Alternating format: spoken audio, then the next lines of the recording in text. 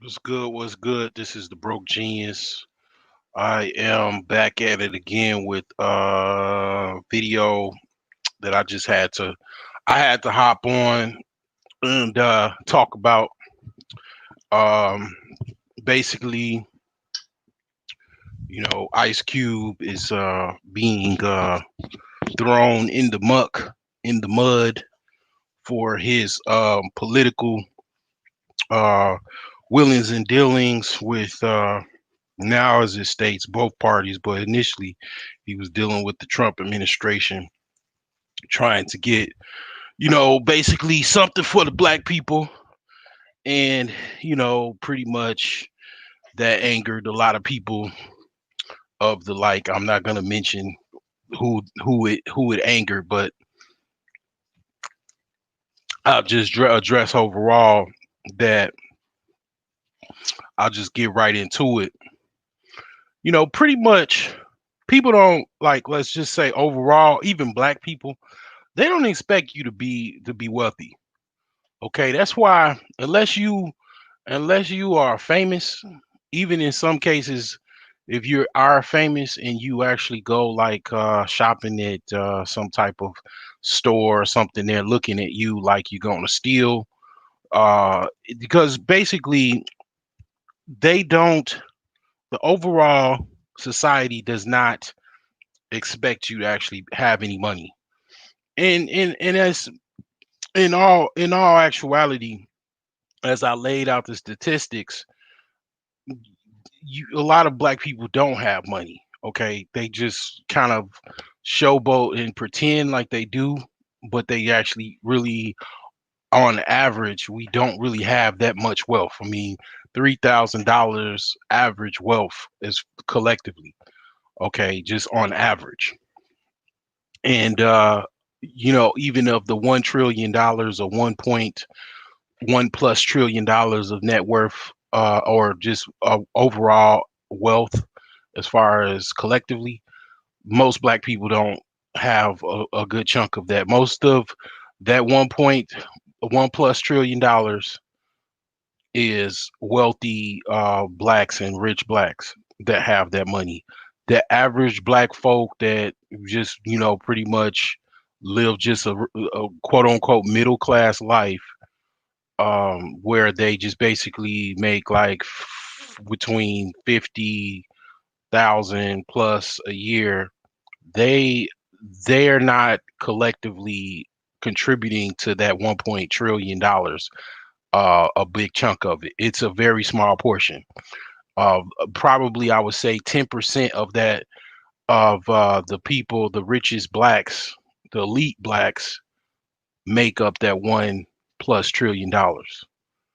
Now, that being said, they don't look at the average black person in society as someone that actually would have any money.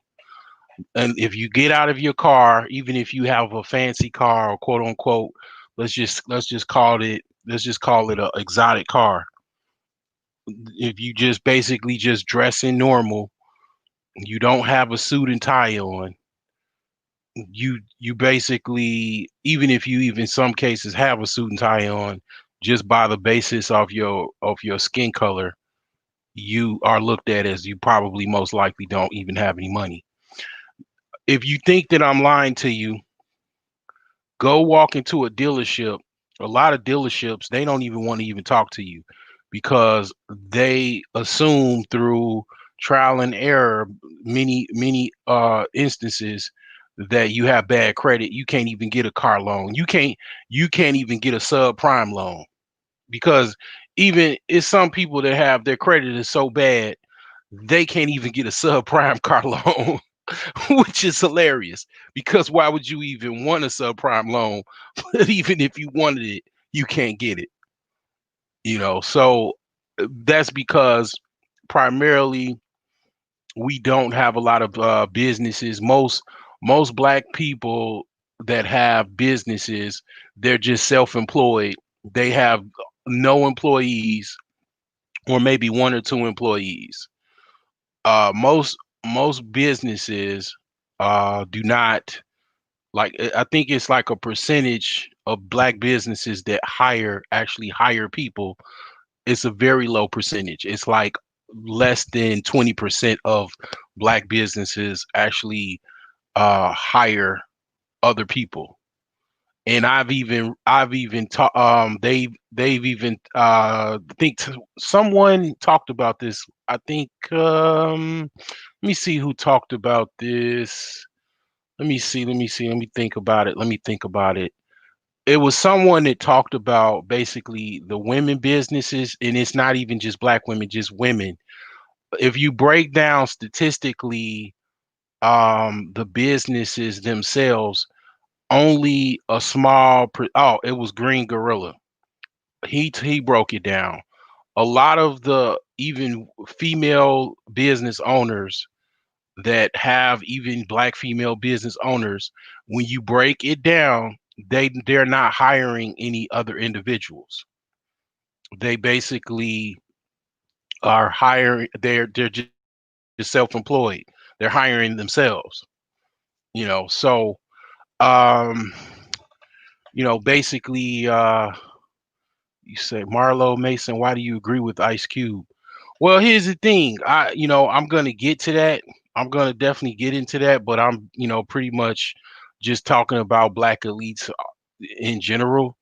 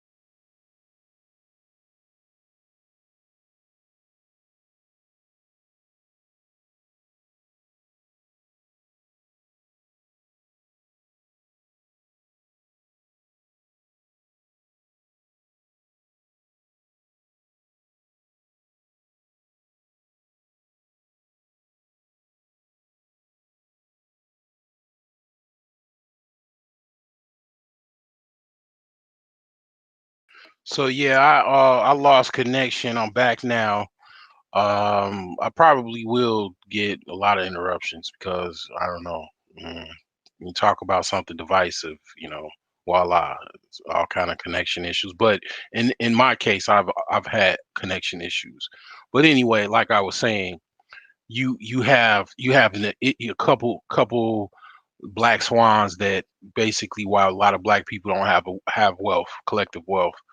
So if they wherever they get the wealth that they actually get, or let's just say money, they don't recirculate it by patronizing black businesses. Okay, they're not by any means, I'm gonna support my own people. They're not like other people. Most other people, that's how they are. By any means, naturally they support their own. That's just how people. That's just how culture is. Most cultures are set up. But for some reason or not, black people have a problem with that. Now, African people, like per se, African people, they don't have that much of a problem with that. They do support their own businesses because it's their own culture that they, support. But for black people, a lot of black people are independent truckers. Okay, I call it the independent trucker theory. Okay, so you got pretty much a whole bunch of people that's just free agents trying to do their own thing, but even the course of them doing their own thing, at the very best, they might be able to hire one or two people. And in most cases they're not hiring other people because they're just self-employed. They're just doing something, not to diminish that, but they just are self-employed, but tout themselves as a business owner, but they don't hire people, and they're doing most of the work. So they're not really even, they don't even have a full-fledged business. They just have a job, okay, that they basically work for themselves. Now, I say all of this to say, basically, when you do attain capital, and then also you're looking out for your own group per se, your own cultural group, you become a target. Okay. And as far as black being concerned, that is a double-edged sword for all kind of things coming your way. And even just the wealth aspect alone, you become a target. Okay. If you actually, because for example, I'll say this. So look at Robert Smith.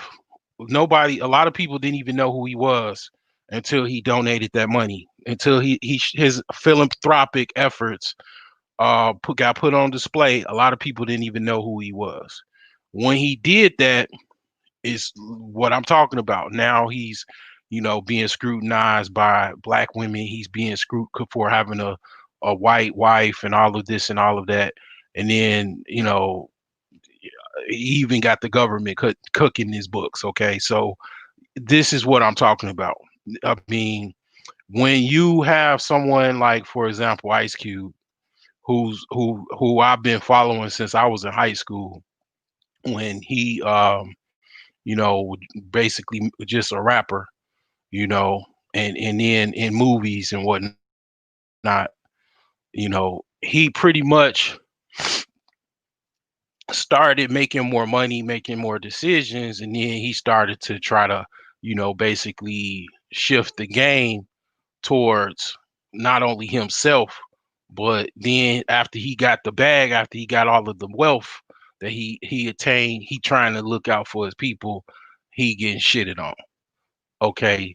So upon that, that's why I agree with Ice Cube, because he's a black male elite trying to help his people out, and they throwing shit and piss cocktails at him. That's why I stand with them. Okay. Now, as far as agreeing with him, that's a whole nother story. I might not necessarily agree with them, because my stance with this is that politically, I think things should be a different way. I look at the Asians. Okay. I look at the Asians are quiet, right? You don't really hear nothing except a Genie Ma situation or whatever, which is ridiculous. Because I mean, I talked about submissive, values or whatever a few days ago. But the reason why the Asians are quiet, and I'll explain why. Because they already have a country that they work with. They fly back and forth to. They generate wealth with. They buy goods and services and sell it over here with. They buy goods over here and sell it to other people. They, make money off of anybody that they can. They have actually more. If you want to look at the chart, the pyramid of wealth in this country, white people are not even on the top. Asians are on the top of the pyramid of wealth. Okay, they collectively, statistically, are at the top as far as the wealth. If you want to just look at the wealth paradigm as a racial, put it at a racial group, basically, um, the actual wealth paradigm, Asians are at the top. Okay. So when I look at what I should do, I look at who's on the top, and the Asians are on the top. They quiet. You know why they quiet? Because they're already making money, man. What's going on, Iori? So upon that, I don't necessarily think that we should even do anything but just look out for what we got to do. We got to, support each other financially, get as much money as we possibly can, and we got to connect with everyone we can in the country, outside the country. That's how you do it. Okay. A lot of times things are already willed because you don't then have no choice but to. You got to work with people that have the financial power. because black people don't exercise financial power. Because I mean, don't get me wrong, they're scared, and by right, I agree why they're scared. Because whenever even people talk about this type of stop topic, they get a bullet sandwich, okay, and they've gotten it because it's like pretty much it's a control thing, and it's like basically when it comes to Ice Cube is looking at it from a political perspective. Let's see what we can do. But where I don't agree with Ice Cube is that Ice Cube knows better. He knows how black people, how idiotic black people can be collectively as far as a whole. And you shouldn't even deal with, like, you should just pretty much deal with your own inner circle of elite blacks and just stay that way. I mean, I'm sorry, but I agree with the freaking I agree with basically Carter G. Woodson. I mean, not Car. Well, yeah, Carter G. Woodson, but also you know what? The talented tenth theory. I gotta search for it. It's an old individual that I agree with because it's basically it's just a select group of people that's just gonna get it, and you just gotta focus on that. And it's basically um let's see, W.E. Du Bois. I agree with that. Like it's basically it's an elite group of people, like-minded individuals. Stay there in that group, get with those people, strengthen those people, um, recruit outside that group to get more people in that group, and then stay there. Don't be on some like I'm gonna help the world type stuff or help the help my people type stuff because these in my offense and I have to agree, a lot of these niggas don't want to be helped. Okay, they a lost cause. They a write off. Okay, because they don't want to do what it takes to be helped. So in that regard, I have to say I disagree with how he did it. How I would have done it was like I said, I would have been on some W.E.B. Du Bois type stuff. If I had $200 million in my bank account tomorrow, I'm basically getting with the best of the best, and then I'm gonna recruit from outside their group. I'm not gonna get on no national bullhorn and talk about, hey, we need to do this. I'm not gonna meet with, yeah, I'll meet with top officials, but it'll be in private. You know what I'm saying? Like that's how you do it. You know what I'm saying? I don't agree with the way he dealt with it. Because I think he's on some like, I want to be cool with everybody type stuff. And it's like, yeah, that's cool with a certain regard, but people ain't everybody gonna agree with ain't everybody gonna be happy with you because you got people that ain't even happy with themselves. And then you got, a lot of people that just want to stay deaf, dumb, and blind and sleep. You know, they don't want to do anything, and they damn sure don't know anything. So it's like you trying to reach those people. It's gonna be very difficult. I mean, even my channel, I had to just pretty much, I had to lock it down and be like, what, I'm giving valuable stuff here.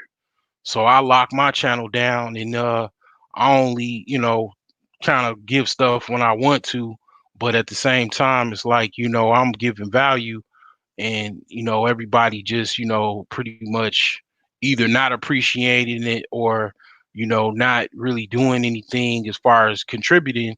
So I just pretty much I only give people teasers.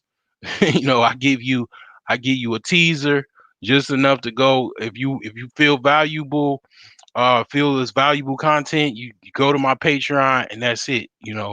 I ain't giving everything away because even if I did, you got a lot of people don't appreciate it.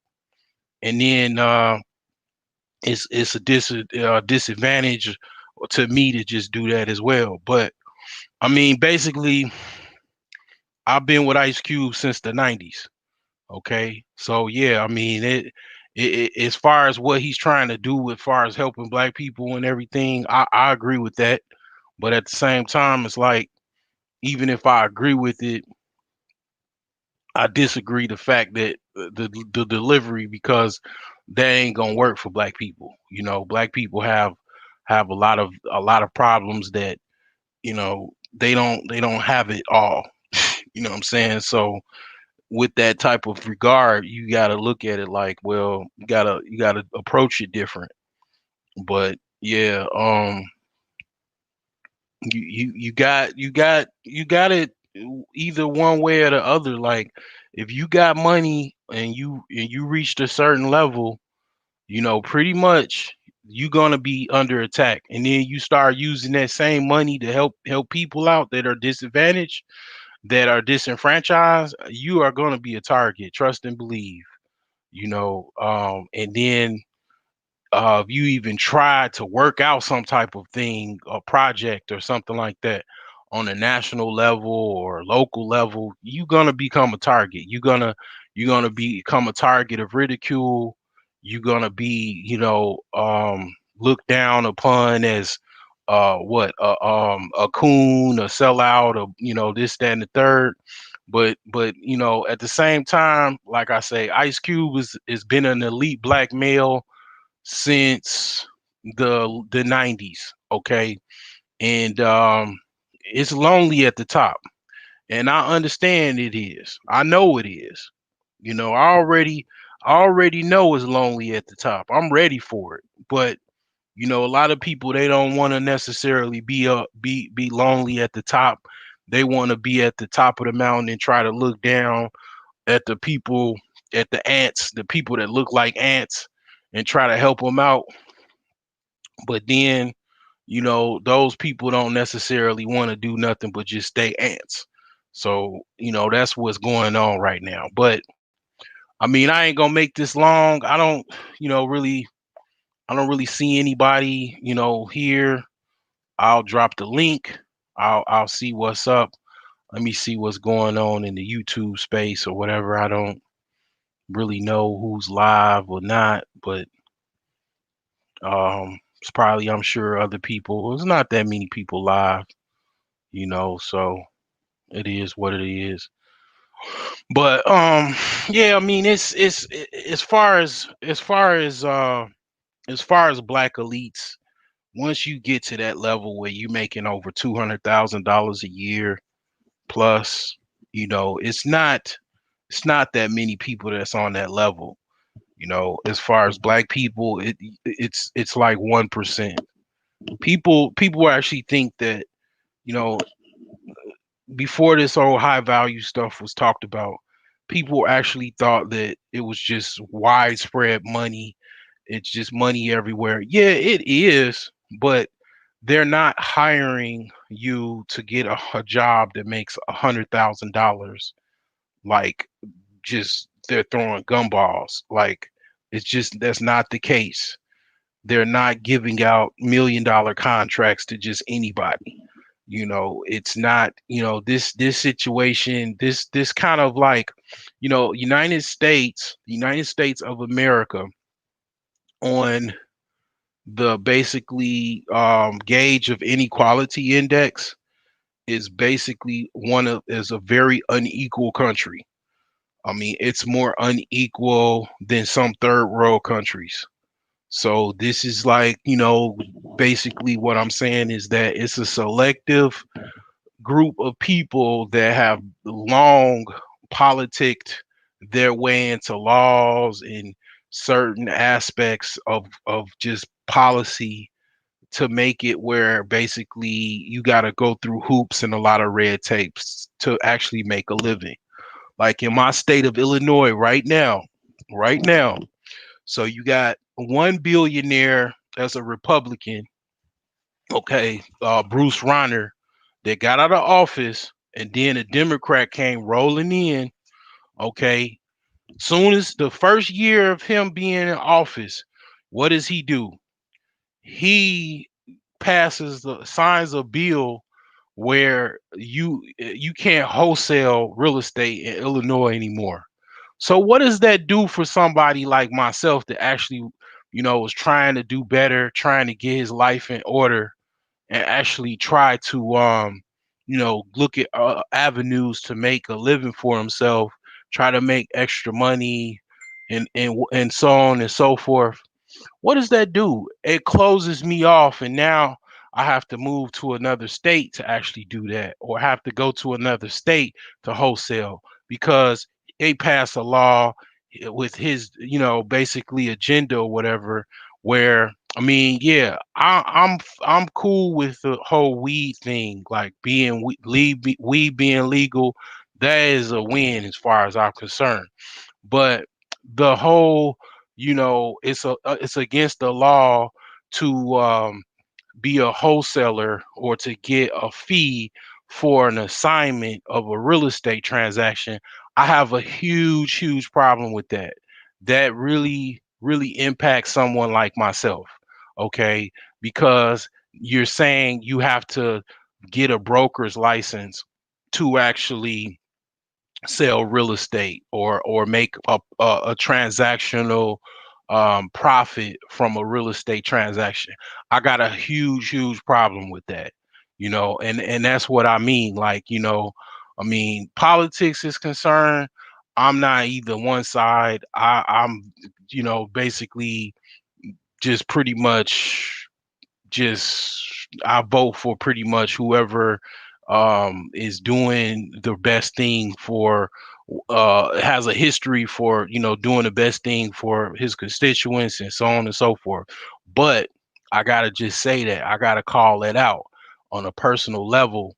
You know, this is what I'm talking about. This type of stuff that you know it impacts people that would try to basically the difference of them probably making, millions of dollars, versus or even just hundreds of thousands of dollars, by just basically cutting that off. And then you got people that have felonies where they can't even get a broker's license. Like, it's like, oh, okay, yeah, just get a broker's license.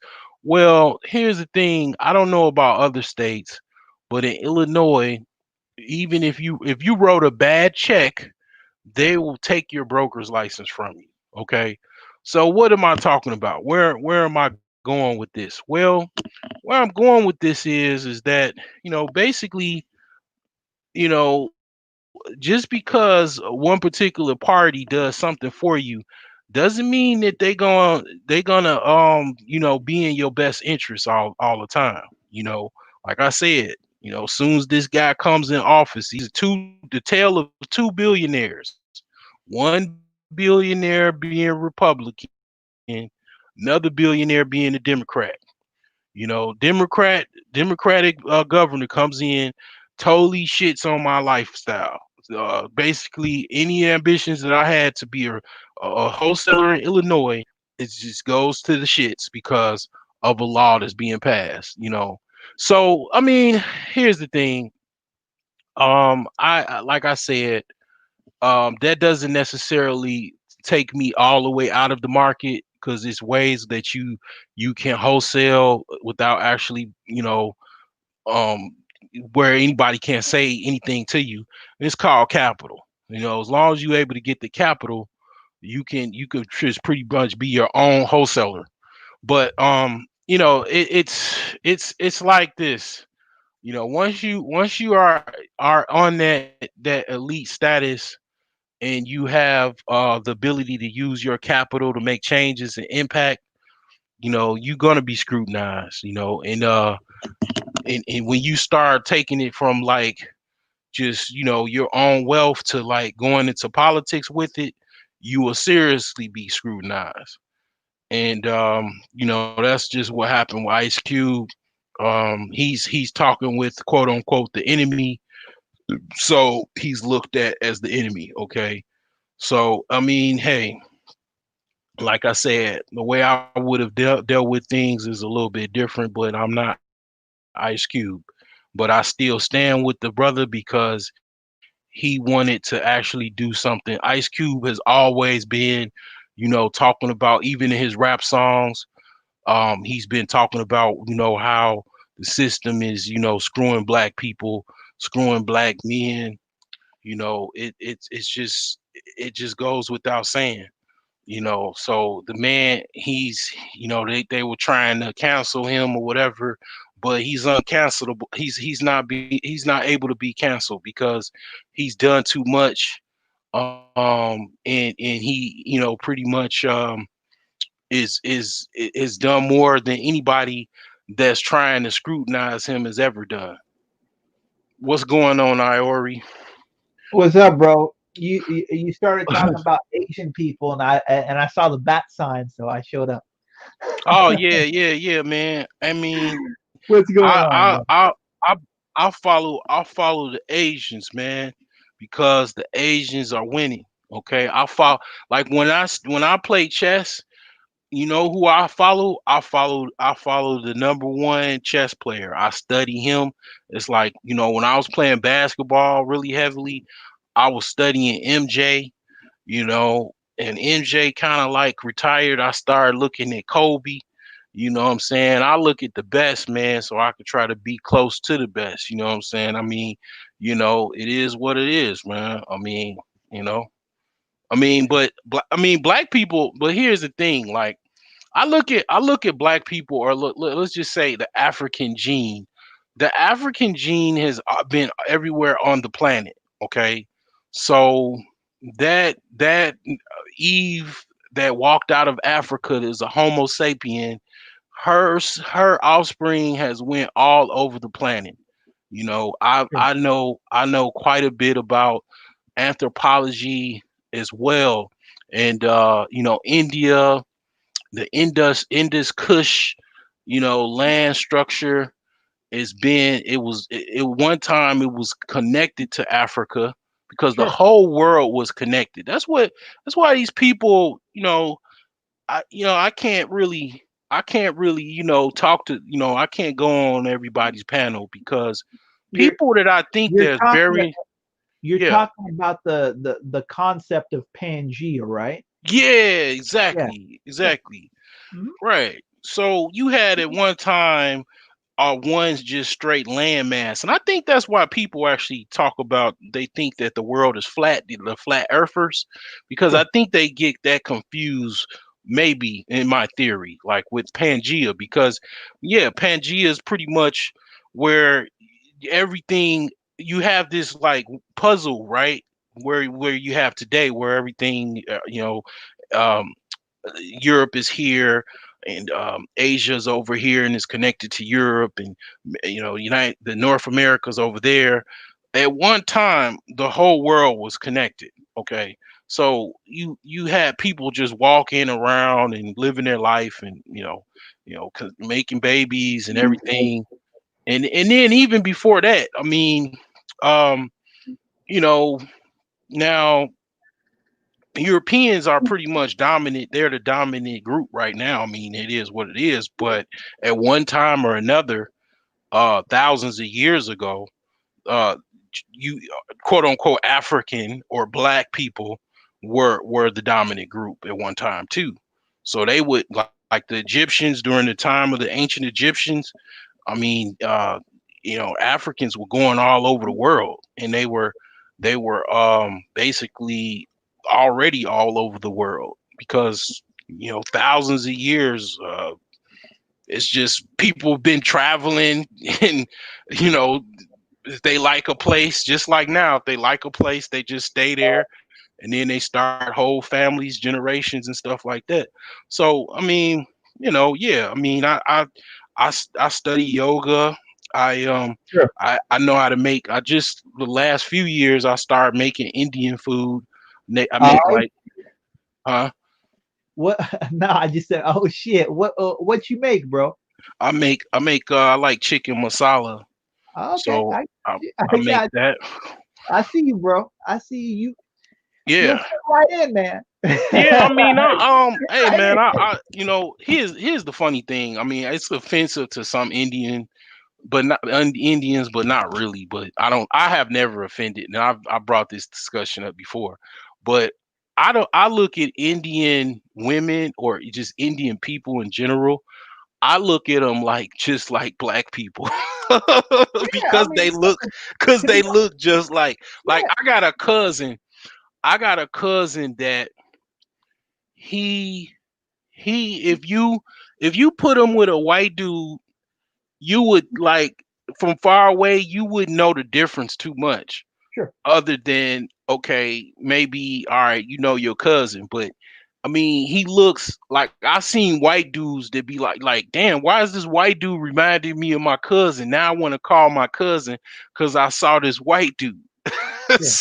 So it's like I say that to say, okay, all right. So if I got a cousin that damn near looks like he's mulatto, I mean, an Indian that has the same caramel complexion that I have, but only he just has like he has like Chinese type hair. I mean, I just don't. I'm a very simpleton. I mean, it's a gift and I guess it's a curse too. Maybe I don't know, Sure. but I just look at Indians like black people to a certain degree, like Yeah. another option, like black 3.0. Yeah. Well, well, Like, well, well, well, I mean, here's the thing, right? Like, mm, I'm gonna say certain things about Indians socially, and then go to Indians culturally as well, because like a lot of people.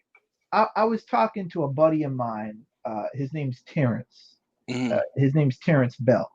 yeah, Anyway, I was talking to him, and I was like, "Look, bro, uh, like here's the thing with Indians, because mm, we're studying IT together and stuff like that. We just started talking, and I said, look, here's the thing with Indians. Indians are very hard up front and very soft afterwards. yeah, The yeah, reason they're hard up front is because they have to test you to see whether they can even deal with you or not. right, Because the thing is, like, they don't want to let somebody into their inner circle that isn't ready yet.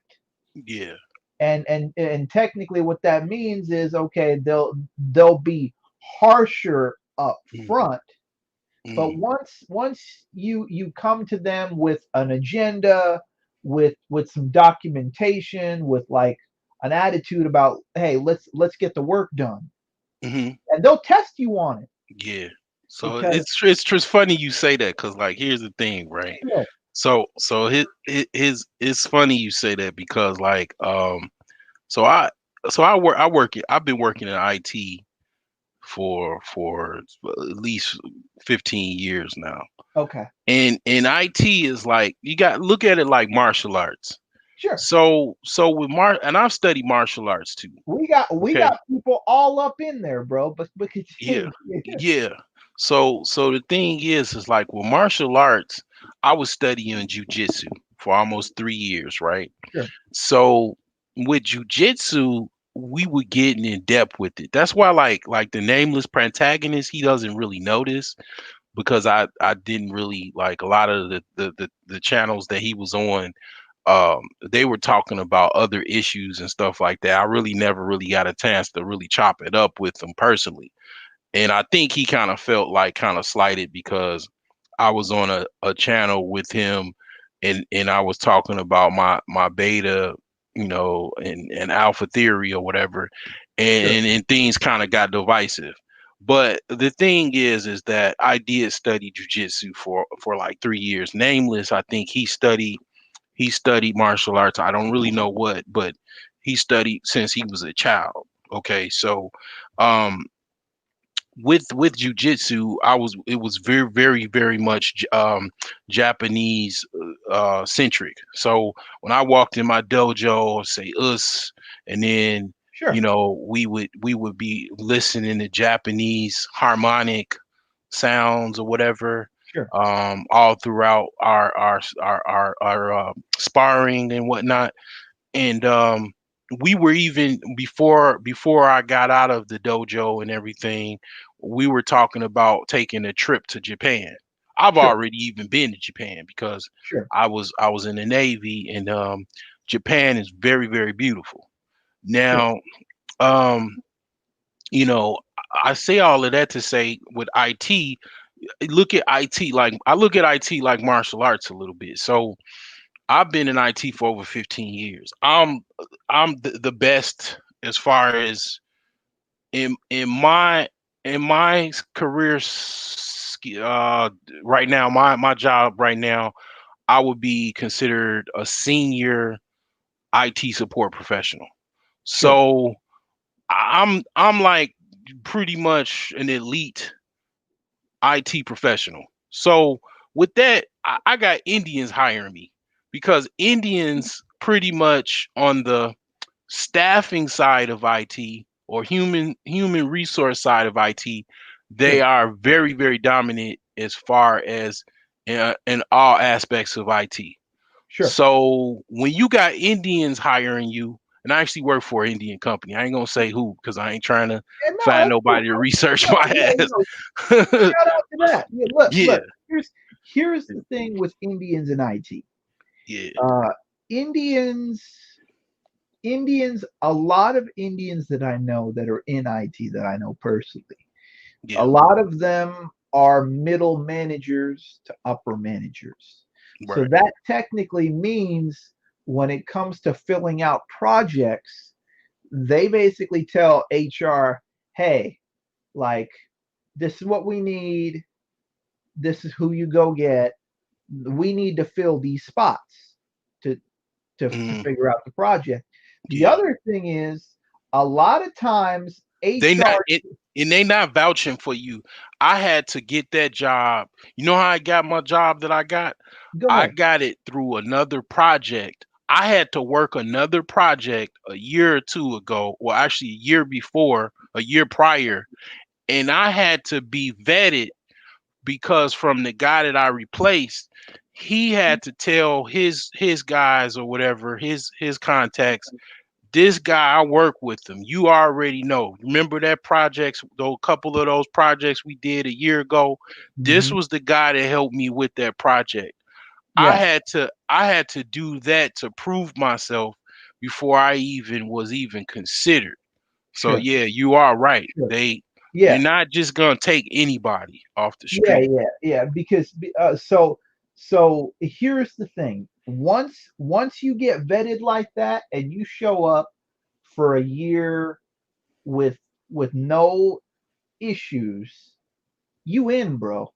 Yeah. You in. Like and here's the thing, right? What I would tell people is, look, once you get into IT, like you got to understand this from a long game, right? Yeah. Like look who's there and make friends with everybody and treat everybody correctly.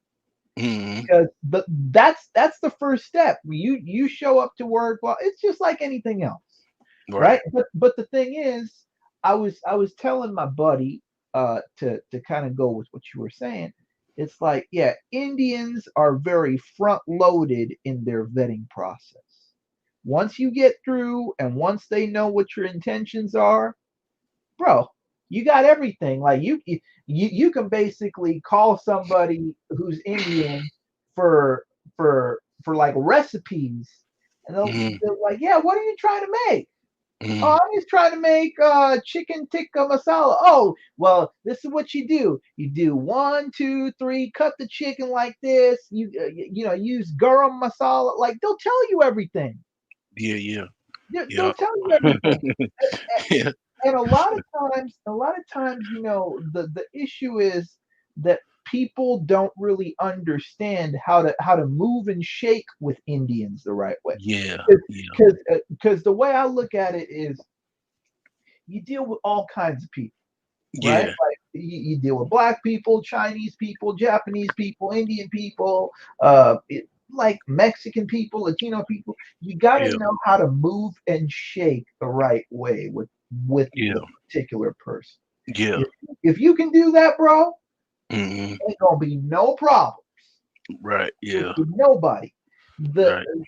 the thing is, sometimes, like, for example, I was talking to a friend of mine, um, and like he was getting a little. he was getting a little hot, and Hmm. he was saying, "Man, like out here in Maryland, like all the gas stations are owned by Indians, and Hmm. they treat people and they treat us like crap." I'm like, Hmm. okay, so what do you mean? Like, when I go there to go get something or whatever, like they don't really make eye contact with me the right way. Like, all they say is like, "Hi, what can I do for you?" It's kind of dry. I'm like, well, like, Hmm. all right, is that it? I'm Yeah. like, and they're like, yeah. I'm like, well, bro, like they ain't gonna be like they ain't gonna be your brother or nothing like that.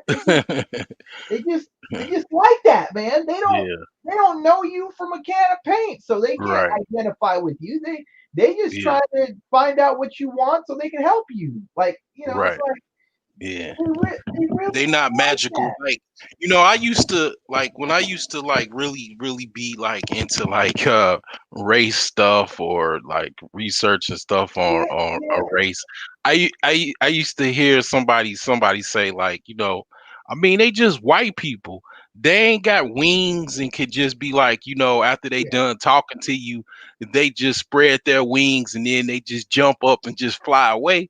They yeah, just white people. They bleed just like you. yeah, They pee shit. They want yeah, to eat.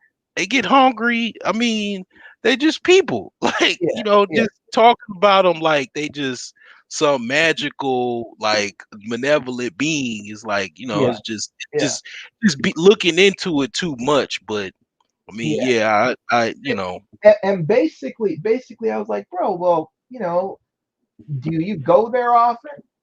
Sometimes. Uh, I'm like, okay, like, have you talked to them about their family, about like what their story is? Oh, no. right, Like, how do you expect to connect with them if you don't do anything that you're telling them not to do? right, exactly. I don't have no Right? Like, problems when I look, every go time I in talk, because I got a spirit. My every, spirit, like, yeah, but like let me just finish this real quick. go ahead, go ahead. My spirit, a lot of times the way I carry myself, because I've done videos where I talked about this.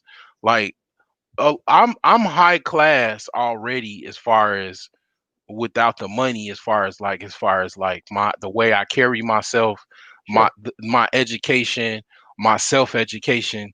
So when I walk into a store, it's like my uncle said, when you walk in somewhere, he walks in like he owns the place. You know what I'm saying? yeah, Like, I ain't saying I walk in a gas station or walk in places like this motherfucker because he got, you talking about a guy that has, hundreds of thousands of dollars in the bank account.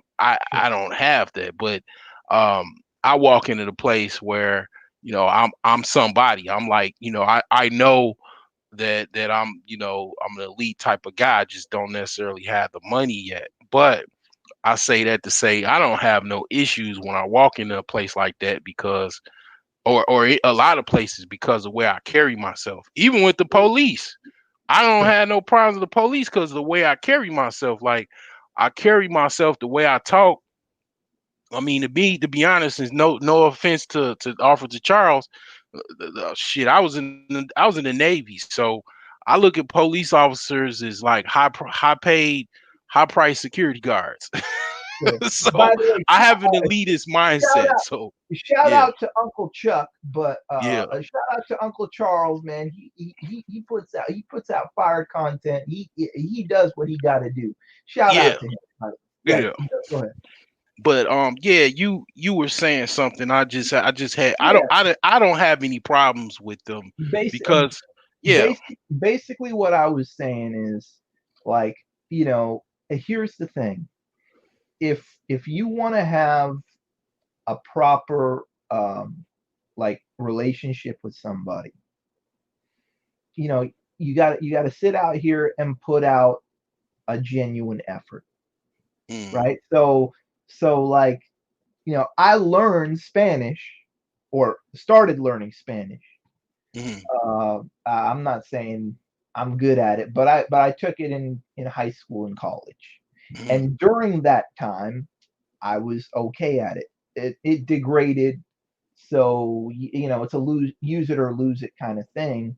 But the thing is, I realized, Donde esté ustedes, yeah, yeah, donde esté yeah, yeah. usted, or something like that. Yeah, But you know, I took Spanish in college but too. but like for example, when I go to uh for every time I go to like some Spanish spot, I'll Mm, throw in like a traditional greeting because I don't want them to think, hey man, here's like mm, this white dude or whatever, and he don't speak Spanish and he don't like nothing. Like you don't want to walk in somewhere where you usually don't show up and basically be like the dude that kind of isn't supposed to be there because he really doesn't have the social intelligence to walk up and say, hola, como estás, kind of thing, right? And kind of mhm, mhm. start a basic conversation. You know what I Yeah. mean? And that's one of those things that I understood. Whenever I go to whenever I go to an Indian owned gas station, if he's a Sikh, I say, Sastia by sub, how are you? You know what I mean? Mm, And all of a sudden they look at me because they've never seen me before, mm, but they're surprised that I'm speaking Punjabi to them, mhm, right? mhm, Or when I go to like uh, somebody who owns there's a subway down the street, mhm, and it's owned by an Indian dude. mhm, These are normal mhm, Indian kind of job functions. mhm, They own subways, they own gas stations, whatever.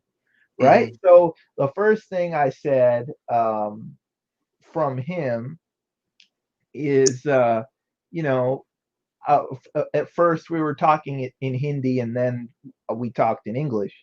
And I mhm, said, hey, Bhai Sab, go ahead and tell, what's your story like? It's my first time here. And it was my first time at that time. It's like, how long have you been owning this thing? mhm. Oh, we owned it since 2010. It was like 2016 at that time. I Yeah, was like, yeah. oh, okay, 6 years. Okay, Mhm, kaisa chalta hai? Which is, how's it going? How's the business actually running? He mhm, said, no problems in Hindi.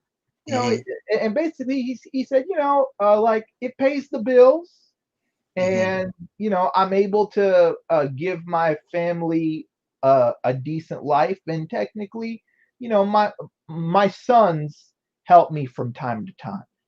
mhm, So that shows you like what's going on. And then I asked him about his wife and his son and where he came from, and mhm, he came from, I think, Hyderabad. So that's mhm, that's a state in India. And I mhm, asked him about his family and what his sons do. He said his sons were in college, but he still wants them to work the business just so that they don't get like lazy and whatever. But these are the things that you do when you go somewhere else. Like, look, man, people are nice as long as you know how to interact with them. And mhm. then he asked me what my name was. I told him, and so every time I go there, he addresses me as Mister, my last name. Right? That's just Are you just a side question? sure. Were you born in this country or Yeah, were you okay? yeah. I was born in I was born in America, Okay. and just go back and forth to India from time to time and other places, obviously. But the Mhm, thing is, like, here's the other thing too. Here's the other thing. When you go to a different country and you see the hospitality and the way that they treat you, it changes something about you. yeah. Yep. It changes something about how you interact with other people. Right. Yeah, I Like mean it. all that stuff about like, hey man, Japanese people suck, Chinese people suck, Indian people suck, black people suck. Like all that like negative programming that you see Yeah. somewhere, all that stereotypical bullshit goes out the Hey, window. dude, I get it from both sides. So Yeah, a lot of people don't know, but the people that know me, they know me. But like the people that don't really know me, they'll be like, Africans don't like you. You go over there, they don't like you. They don't like you yeah, here, yeah, and all of this bull crap. And yeah, now I've even been around like, quote unquote African Americans, and they having this shit fest talking about Africans, and it's like, dude, can you see me right here? I'm yeah, right here, yeah, motherfucker. I'm right here. My sure, daddy from Ghana. yeah, My man, mom's African American. My dad's from Ghana. How sure, the fuck how the hell do you how do you this one-sided conversation, do you think I'm enjoying this? Like, what am yeah, I gonna just be like, you know what? I'm just gonna take a dump on myself and sure, then just be like, all right. Because it's like, I yeah, I've hear these conversations, and then when I show up, it's like they gotta stop talking about it because it's like sure. he's Well, here. well, there's I was talking about this a little while ago. um we were talking about like ADOS and this kind of narrative sometimes, and ADOS kind of brought this up a little bit. And if you listen to the ADOS kind of normal questioning, Hmm. a lot of it is, oh, we're not African black people, we're American black people, and we have our own agenda and we do our things our own way. And there's almost a little bit of a hostility Yeah, yeah. towards African black people, whether they be from Ghana, Kenya, wherever they're from. And Hmm. technically, like people hear that and it's like, oh, well, yeah, they're that way. And Hmm. technically, for me, I look at it like differently. And maybe it's because the way that my culture works, it's not looked at that way.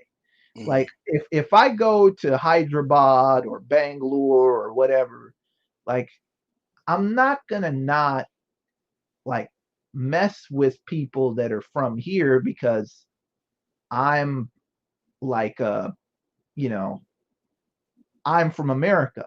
Now, there are differences between Africans and African Americans. Hmm. African Americans came from Africa. This They is were this they is what this is what my friend, he sure, kind of explained it. He's African American because see a lot of this culturalism. Like, here's the thing. This is another reason why I don't have problems with like you or a lot of people. Like if I go into an Indian or Pakistani or Bengali gas station owner sure, sure, gas station, it's because I'm cultured. Okay. When I was religious, when I was into, fully like going to Islam, going to the last year, I was sure, literally surrounded by, because one thing about Islam is like in America, it's multicultural. Like it's not like if you're a Christian, if you're a black Christian in America, you go to a church that's sure. primarily black. That's a Okay, yeah, yeah, not saying that it's not masked years that is primarily African, sure, or masked years that is not, it's just African American. I've been to those, but even at those, you have you go make your Friday salat, and sure, it's you next to a Pakistani guy, an Indian guy, an sure, Arabian guy, a Persian guy. I mean, it was a multicultural. Like I literally, I was around so many cultures due sure, to a commonality of, which was religion, sure, that it was like, I was around a lot of these people. I dealt with them in business. we went to their communities and stuff like that. Now, Sure. was it racism? Was it snide looks after the prayer? Yeah, Sure. I Of course. mean, Yeah. it was. But the thing is I've been around these people on that level. Now, outside of that, you got the corporate or like business level where you dealing with business, or in the corporate world where you like traveling back and forth, because a lot of companies they travel to India because Sure. for various different reasons, but primarily to utilize their human capital. Okay. So you get to go over there for that, but then also another aspect, yeah, like you say, if you actually learn how to speak Hindi or other different dialects or whatever, you probably Sure. are going to be more kind of into their culture when you start doing all of that. But Sure.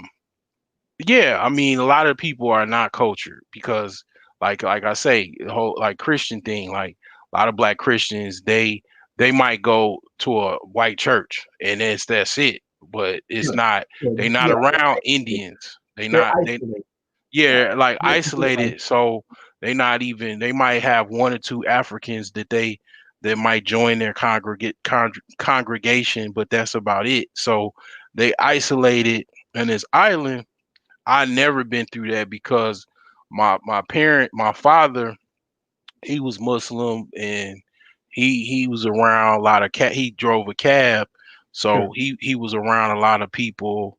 I mean, I'm a son of an immigrant, so I understand immigrants more probably than other people do, because I'm a quote unquote anchor baby.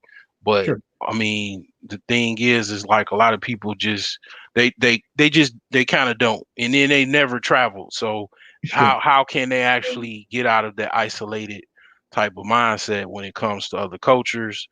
It's a few ways you can do it. You can actually self-educate yourself, like read books on different cultures and stuff like I did. I mean, I've never been to India, but I know quite a bit about it because Sure.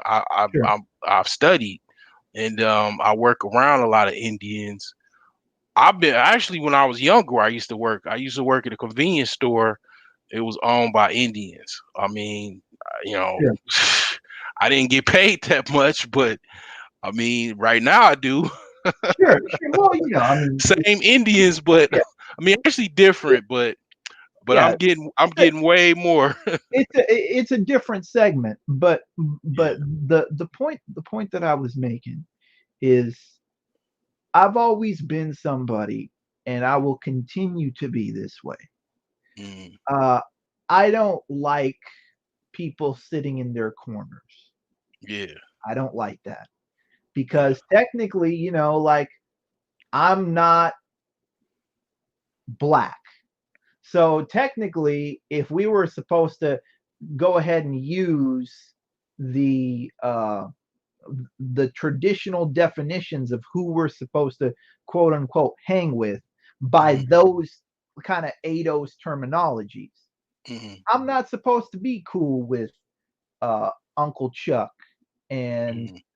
I'm not supposed to be cool with you because if I was just as paranoid as everybody else was, I wouldn't Hmm. be friends with anybody else that didn't look like me. Right. But Right. Right. the thing that I understand is that every culture has something that you can learn from, and every person of every culture has something that you could learn from. And if they choose and if they ask, you can teach them something that would be beneficial to them Facts. as well. Facts. When Okay? I used to drive. Like I tried both of my parents' professions. My mom was a teacher. My dad Hmm. was a cab driver. Sure. So I was driving a cab. This was before Uber. This was like 2008. So I would pick up a lot of Indians to go to different projects, like they would work different corporate jobs, and I would pick them up. And it's just like you say, like one day I was like, what do you do like increase your mind power to like, get these software jobs and stuff like that, or even just learn software. He said he just simply said yoga. That's all Mm. he said. And from that day on I was like, okay, yoga, yoga, yoga. I mean, so, basically, I mean, meditation, I mean, stuff Sure, like that. I mean, you know what I'm saying? I sure. could have just been like, didn't even say anything and just been arrogant, or be like, all right, this dude, he just was lucky or whatever, you know. But also another thing is that, like, yeah, like, um I noticed another thing. I was like, because I was doing this was back when I was doing Uber. I picked the Indian guy up downtown. I was like, man, one thing I noticed about you guys, like over here, you guys don't take no risks, man. Like, I be studying, I told him, I said, I be studying a lot of Asian culture and stuff like that, and just basically Asian people. And I'm like, man, you guys don't really take that much risk as far as I could see. And he Sure. was like, you were right. You were very he almost like he had the same reaction, as if not better, that of a reaction if I started speaking like Hindi or something. He damn near was like, his eyes popped out his head, because he was like, this guy noticed something that was like dead on, spot on, and he, like, the smile he had was just like, wow. So he said basically, yeah, we one thing, like, it's kind of like what you said a couple live streams ago. You was like, you stick to one thing, and you know what you can't do really that well, and you Sure. just stick with what you can do well. He was like, basically, yeah, a lot of times that is the case. Like, we very risk averse, and Yeah, and I've heard that word before, very, but it didn't that's it very didn't resonate to me. And that's what and it's like, I look at a lot of people, and even my own people, Africans, African Americans, we're very risk not averse, but we're risky. We do risky things. yeah. We're, It runs the gamut and in that way Indians are similar, right? It depends. It depends. I'll tell you where it depends at. what he I mean, well, In the what he most said. Go most ahead. most professional Indians, your Hmm. doctors, your Hmm. engineers, those types of Right. people Yeah. are 100% risk averse. Yeah. Yeah. 100%. And Right. part of that is because they come from very conservative engineer, math, doctor based families. Right. See, in an Indian family, there's a hierarchy of occupations. Hmm.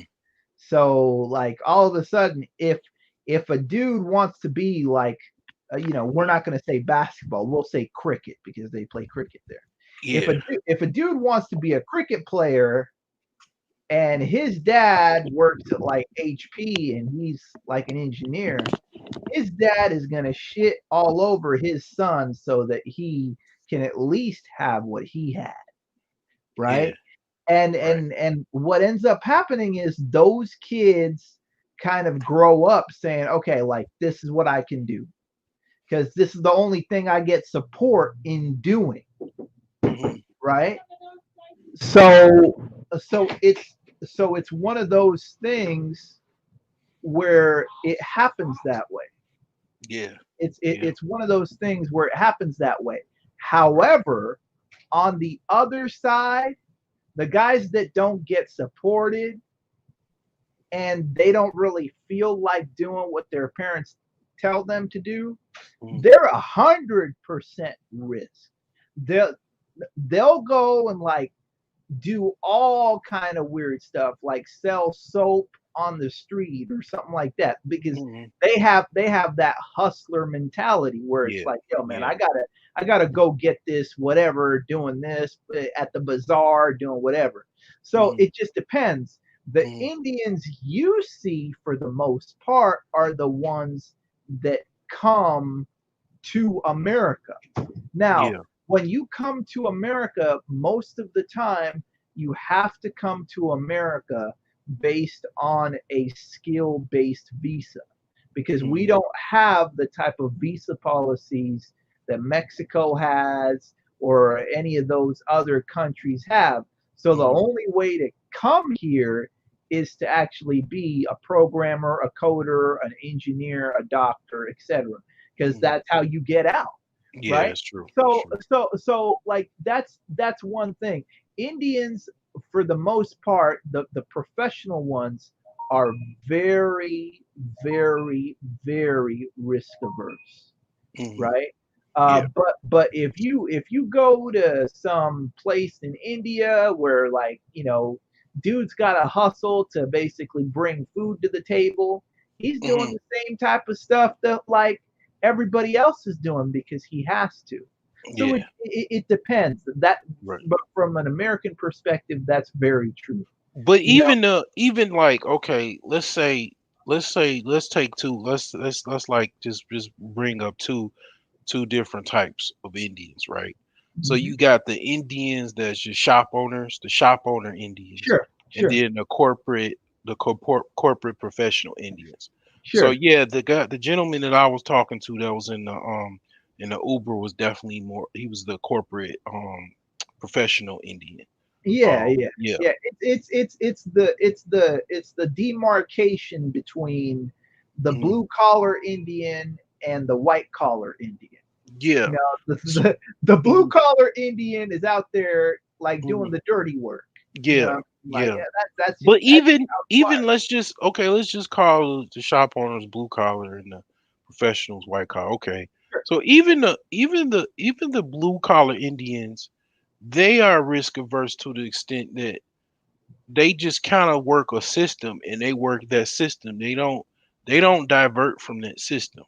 So sure, that system is basically start off small, open up some like local like sandwich shop or something sure, and sure. sell, whatever pizza puffs and submarine sandwiches and Sure. hamburgers and hot dogs and stuff like that with fries. And then you take that money and then you go, invest it into, let's say, gas station, because now you got Sure, a little bit more money because it costs a lot more money to start a gas station. So sure, but they still have a certain regimen where they work a certain amount of hours.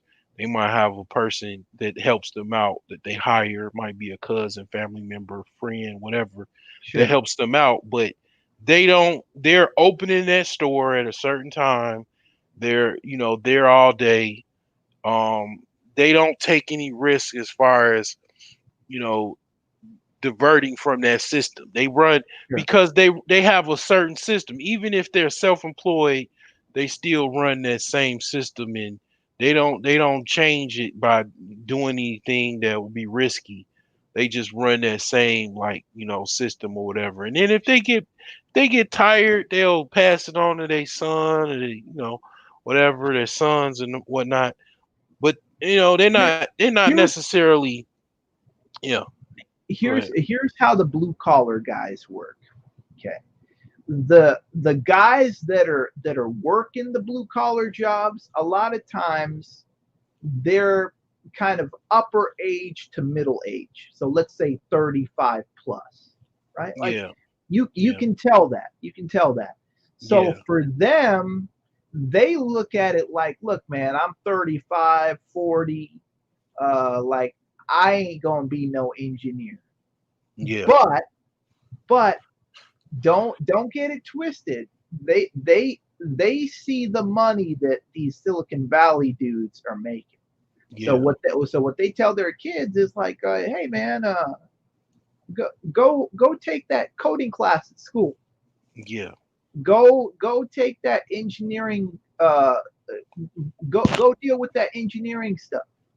You Yeah. know, because the thing is, as Indians, they got friends that are engineers. Now, Right. how they'll play it is they're like, all right, man, I got this gas station or these gas stations. Some of my kids like the engineering thing.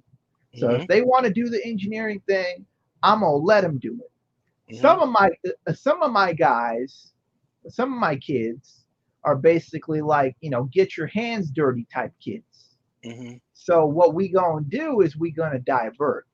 We gonna Mhm. have the guys that really like love the engineering stuff. They gonna hang out over here with the engineering dudes, and the guys that love what I'm doing or love what I'm doing more than doing that other stuff, they gonna hang with me. And I'm Yeah. probably gonna have like a succession plan to the point that once I get too tired or don't want to do this no more, I pass it on to this dude, and my other kids can like be business people or anything else like that. Yeah. Or what happens is if all their kids turn into engineers, what they'll end up doing is they'll sell that shit. Yeah. They'll just get tired and basically be like, I want to retire. Yeah. I'm tired, man. I got a lot of miles on my body. Put that shit up for sale. Right. That's it, right? And go sit down Or somewhere. and sit down somewhere in the old country and sit next to the palm tree back home because I can build a nice house and retire and not deal with none of this shit. Yeah. Right? That's that's Right. that's how they think, man. It's Right. like it's the gas station owners in a weird way are lucky. It's it's the it's the restaurant owners that got a little bit tougher of a gig Yeah. because Yeah. like owning a restaurant and selling a restaurant is a little bit more difficult than owning a gas station and Yeah. doing all that stuff. Right. And to be honest, like the reason that I was kind of concerned with the ADOS kind of language is because in business, just like anything else, you need to build alliances. And I'm not saying alliances to the point that like, hey, bro, I'm just here so I can get this game and then I'm gone. No, Mhm. build true alliances with people that you respect, Yeah. right? Like that's what it is. You know, like I deal with all kind of people. I deal with you. I deal with Jonathan. I deal with Uncle Chuck. I deal with Dollar Will, Mike V, Mhm. MOT, and I Mhm. love those guys. Mhm. I love those guys. Yeah. Anybody that wants to learn the stock game, everybody better jump on a Dollar Will stuff because he be out here giving you the game. Anybody Mhm. that wants to learn trucking, jump on MOT stuff. I mean, MOT can teach you like everything about everything almost. He's like a business encyclopedia. Mike Mhm. V, you, Jonathan. Like Mhm. as Does far Mike as V have a channel, like his own channel, or he just nah, got the Black Brain Trust thing? well, by the way, shout out to Complex too. Complex be Mhm. heavy on the game, Yeah.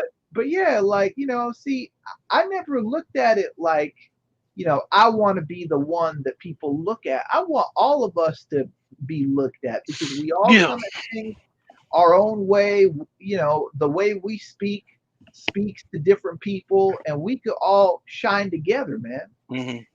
And that's why sometimes when I hear this kind of divisive language, it's like, man, like you guys don't realize that, like, look, you can't be like a solo artist all the Mhm. time.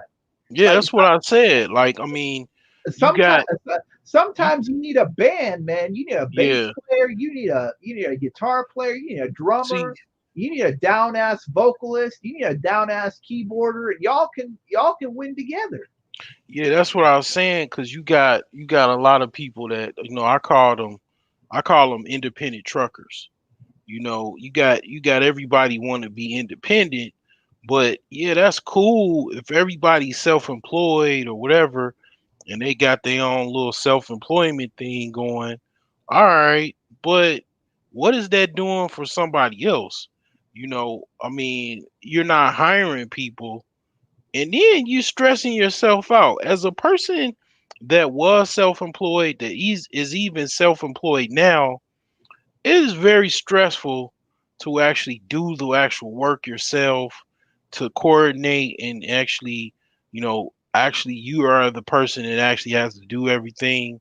You really don't want to do that. You want to actually scale your business to where you're hiring people to do all the work, where you just basically have a manager or a CEO that does all of the stuff that you need to do. You train him or her to do the things that you need to do to run your business, and then they train other people, and that's there you go. But what you have is like a whole bunch of people that, if they're lucky, even being self-employed to make some money, you know, they just stick with that, and that's it, and that's fine if that's what they want to do.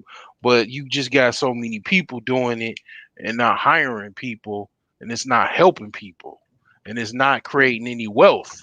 It's curious, it's a stagnated wealth with a lot of black people, and that's where the problem comes in, and that's what I was talking about with Ice Cube. Ice Cube, he's been an elite guy for since the early '90s. So I mean, he's been around for a long time. I mean, a lot of people were complaining about what his like kind of like coordinated politics with the Trump administration or whatever. But the Sure. thing is that you can't cancel that dude because he's already done so much, man. Ice Cube is the NBA version of Tyler Perry. I mean, he gave so many people that were like ex NBA guys, ex college basketball players, Europe basketball players jobs, man. Sure. Basically, I mean, spotlight with the big three. He Sure. he he wasn't just talking about it. He started his own league, and he basically, man, gave people money, man, and gave people relevancy that basically, man, you would like, I would watch the big three, and I forgot these guys actually was in the NBA, and it's like a who's who of like, where are they now? Sure. Like, Sure. because I forgot these guys even played basketball. It's like, oh, okay, Joe Johnson. I mean, yeah, shout out to Joe Johnson. He got like a couple 10-day contracts off yeah. I mean, a big lot. It's a couple. that big three hustle, man. Hey, it's a couple people. I think one or two cases where they got signed because of the big three, I believe, Yeah, or yeah, or yeah. even like you say, a couple temporary contracts. Because of that. So that dude, man, he can't. You know what I'm saying? Leave that dude alone. I mean, but the thing is that, yeah, I stand by him because he is a guy that created a league, and basketball one time was my religion. And when I was playing basketball, I definitely didn't have the weight issues that I have now. Sure. But and I can't wait to get to playing again. But it's a lot of things going on now with this COVID. But I mean, it's like, yeah, that dude, man, he's, if like Tyler Perry, he was like, man, I'm gonna go talk to Trump, and they gonna cancel him. I mean, Tyler Perry basically got a lot of guys that and women that basically they weren't getting any film projects. They Sure. definitely weren't getting no TV projects, and he put them on. Guys that were like, actresses and actors that they didn't have any relevancy till like since the 80s, man. He brought them back out onto the big screen or whatever.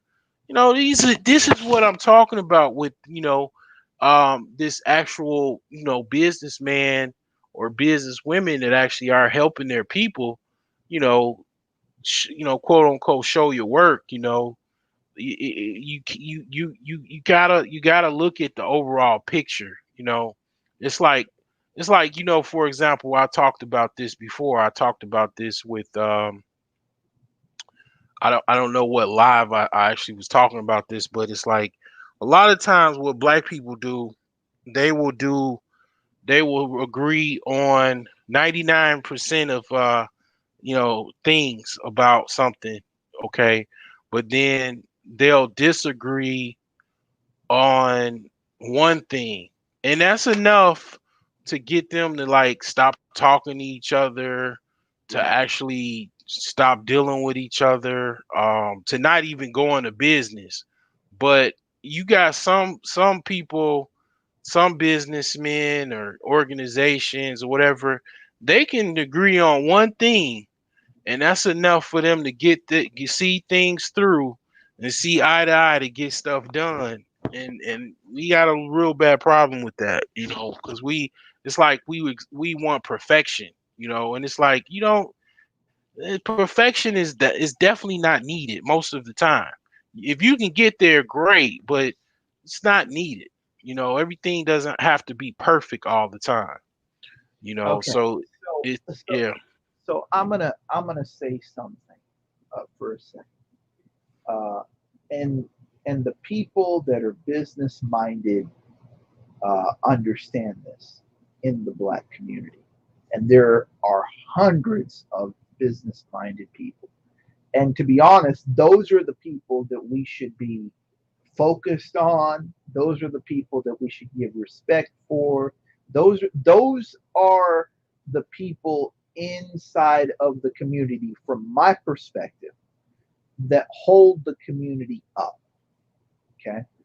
The issue for me is the people that aren't business oriented look at people who have that skill set sometimes. And the one thing that I'm going to say is, when you decide to uh, get a business or whatever, getting into business is not a charity event. So, Right. what I mean by that is, you can't get into business with the same tactics that you want to legislate a legislation. Right. Okay. And a lot of times it's like, okay, like the the person that I was talking to, they they were talking about the gas station thing, and I was like, Hmm. all right, bro, like, I disagree with you, but I'm not going to shun you. I'm going to show you why what you said doesn't make sense. Hmm. I'm gonna teach you how you're looking at it the wrong way. All right. Hmm. So you're telling me, and you made a blanket statement. You were saying you guys always buy the gas stations in our neighborhood. First off, I want to say this. Uh, I would love to own a gas station, but I don't own one. So Hmm. I'm one of those other guys that are basically trying to do what I'm doing over here. I don't do that. Hmm. But Hmm. but if we look at this from a strategic point of view, look, let's say you wanted to buy that gas station. Hmm. Do you know the mechanics that you would have to get into to buy it? And the answer was, I mean, there was pin drop silence at that point. Right. Right. Even for me, because I really don't know how to. I Right. do know this. My uncle, he was trying to get, I think, a Shell. He was actually trying to get a gas station because I got the equivalent. I guess my uncle. I don't look at my uncle as actually rich. I would say my uncle is definitely my uncle is a high value man. I have two uncles that, well, I had one that was for a long time, even before my uncle now is was high value. But I mean, these guys are older, like they in their 60s, but um, you know, my uncle now, he's the only one that is, holding the torch. He at one time was trying to actually get a gas station, but he was telling me or something about he was having trouble actually getting that done or whatever. But I think he did apply to get. A well, gas well, station. well. There's terms here, obviously, and you know a lot of them because you're like you're good at this stuff. Mhm. Um, in order to get a gas station, number one, those gas stations, like especially here. I mean, I'm on the West Coast, right? Like Mhm. gas Mhm. stations go for 2.5, $3 million, and we were talking about a gas station in Maryland and Mhm. DMV, that kind of stuff.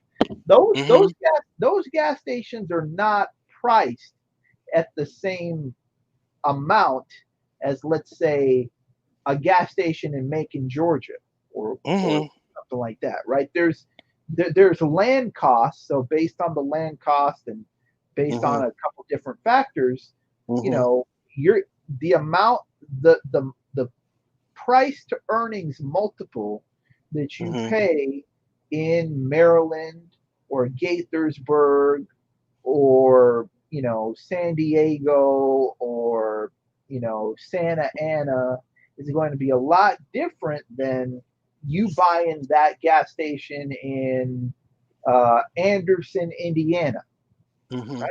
That's just one of those things. And I was like, Mhm. all right, so you're talking about like Maryland, right? Do you know how much that gas station costs? Mhm. He said, no. I said, well, okay, like let's Mhm. let's go back a second.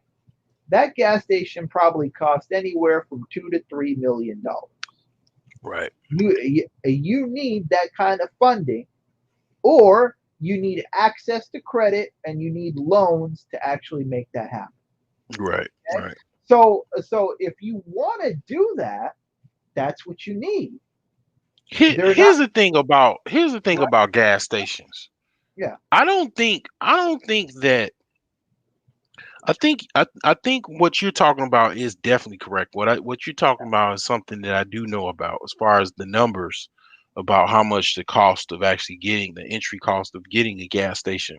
sure. Um I don't think it's it might be some conspiratorial exceptionalism to it's definitely okay, this country, the whole world, but primarily even this country, no doubt, it definitely excludes black people. I've been the level of racism that I've had to deal with is enough to make someone drive over a bridge, but Sure. no doubt. But as far as just stopping black people from getting a gas station, can black people actually get a gas station? Of Yeah, course, of course, I believe they can. of Is it course. hard for any person to get a gas station? Yeah, It's cause extremely difficult because and because yeah, this is what getting these things mhm, uh, are extremely difficult because we got to just understand the metrics that most people are not capitalized to that rate, yeah, cause or see, yeah, or cause they see, don't here's have the ability to generate even the down payment for a yeah, situation. cause see, here's the thing: what people don't know about Indians, the Pakistanis, Bengalis. This is what people don't know that I know. Like a lot of black people, or even just people in general. When it comes to, let's just take natural gas, let's just take oil, let's just say oil, the oil industry. Indians, Pakistanis, Bengalis, they are all like, even outside of the United States, because of, like, let's just add religion, let's like add Islam to it. They are well connected with big oil. Okay. They're connected with the Saudis. Um, they connected with a lot of Arabian countries, or just Arabian people with oil connections. Now that's outside of the United States. So once they get here, you best believe they have an inside information of actual oil dealings, um, geopolitically, or just you just look, just take geopolitics out. Let's just say just they have an insider's vantage point, or reach to actually get into oil over here. to get, and then getting funding and stuff like that. And then also another thing is they work with each other. Okay, Sure. so That's that's the it. biggest That's thing. it. I'll Yeah, tell. yeah. Okay, so And this is very similar from what I just said from yeah, what I yeah. later said So with working each other, because that's a form of working with each other when you actually have the outside of United States aspect of it too, with as so far as gas stations. so so this is what I told him. This is what I told him. Look, the first thing that you got to do is you got to understand how credit works, and you have to get the funding. If you Hmm. get the funding and you've got access to credit, then you're in the ball game, Hmm. right? That doesn't mean by any stretch of the imagination that you'll get the deal, but at Right. least you're positioned to get the deal. Because Hmm. depending on how these things work, they're bid on by a lot of different people. The owner is getting a lot of different Hmm. terms, et cetera, et cetera. Hmm. You might, and I told him, uh, I'm not saying you're going to do this, but let's say you are, because I at least want to put you in the mind space. You Hmm. might have everything that you need, but guess what? And here's something else that a lot of people don't do. I said, look, sometimes we overpay for the deal just to get the deal. Yeah. Right. All right, so if this guy is giving you 2.5 million, all right, like that's fine. Like, so so how much do you want for it? Okay, this guy's giving you 2.5, whatever. All right, I'll give you 2.65. So I'll give you 1.6, 160 thousand, and well, $165,000 more for the deal just to take it off. Right. Are you willing to do that? There was another kind of pin drop thing. So Crickets. so basically, what I was trying to do was I was just trying to tell him, I'm like, bro, like, look, you ain't gonna get these deals just because you want to. So when you sit out here and you tell me something that, like, I'm not even in, and I can tell you more about the deal that you want than you can, there's a problem there. Don't even talk about the fact that when the stuff goes down and you're actually trying to put the offer in, if you don't even know how to run those systems, you don't know how to Hmm. pull the string, like, you ain't gonna get the deal anyway. So if you Hmm. want those deals, here's the way that most Indians do it. Okay, all those Indians, for the most part, are guys that basically start in the corporate hustle, or they start where they are. And what they do is, at work, they start to put together alliances to get off. So, well, here's what happens in the corporate side, right? You'll have like an engineer and all these guys on the corporate side, and they'll basically be like, "Hey, man, like, y'all want to start doing something like around 4 years from now? Well, all right, like, what are you thinking about doing?" And on the corporate side, it's two things. They either want to Hmm. start a startup because they're already in the corporate side, but what they want to do is they want to get into the ownership side. So what they're doing is, like, it's like, hey, man, I think that I want to actually get into a startup, blah blah blah. You know, Hmm. that's what they're thinking. Or Hmm. or a lot of them are saying, hey, like, I want to get a gas station, and I'm probably going to put like 400 grand into it. Who wants to actually, like, own their actual business, and we'll split the profits, we'll do blah blah blah blah blah. Hmm. Okay, that's how they do it. And inside that 4 years, they're basically looking at all kinds of articles, all kinds of partnership agreements, all kind of business structures for how that stuff works. Because the thing is, when you talk to an Indian about getting something done, like they're gonna basically be like, all right, bro, like how do we hold ourselves accountable? Because if you want me to walk out of this corporate gig, like I better start understanding that you gonna actually know what the fuck you talking about. Yeah. Because my Right. family's on the line when it comes to this shit. We ain't just gonna basically be like, hey, bro, let's get off the corporate slave plantation, and we don't know Yeah. what we're doing Right. Right. because I can't do that, right? So like one of my cousin's friends did that with like 5 people. They were ex engineers making like $150 a year.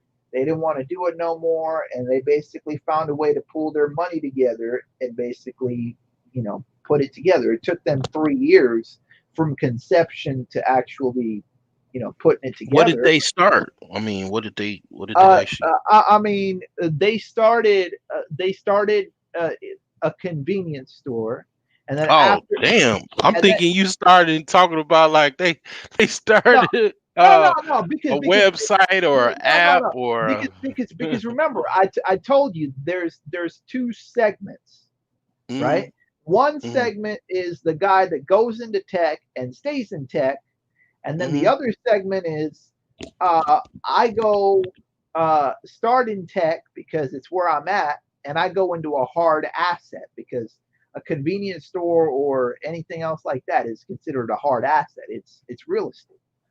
You mhm, know, they started at the convenience store level and basically eventually got a couple gas stations.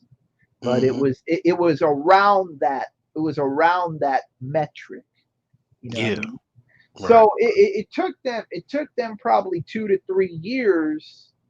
Uh, it took them 2 to 3 years to actually do that. Mhm, And it's the same thing. Like you'll see Indians owning like Denny's restaurants or whatever. It just mhm. takes time, capital, and a business team to put it together. Yeah.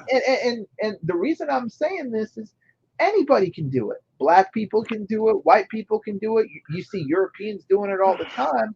But the thing about business, just like anything else, is it's a team sport.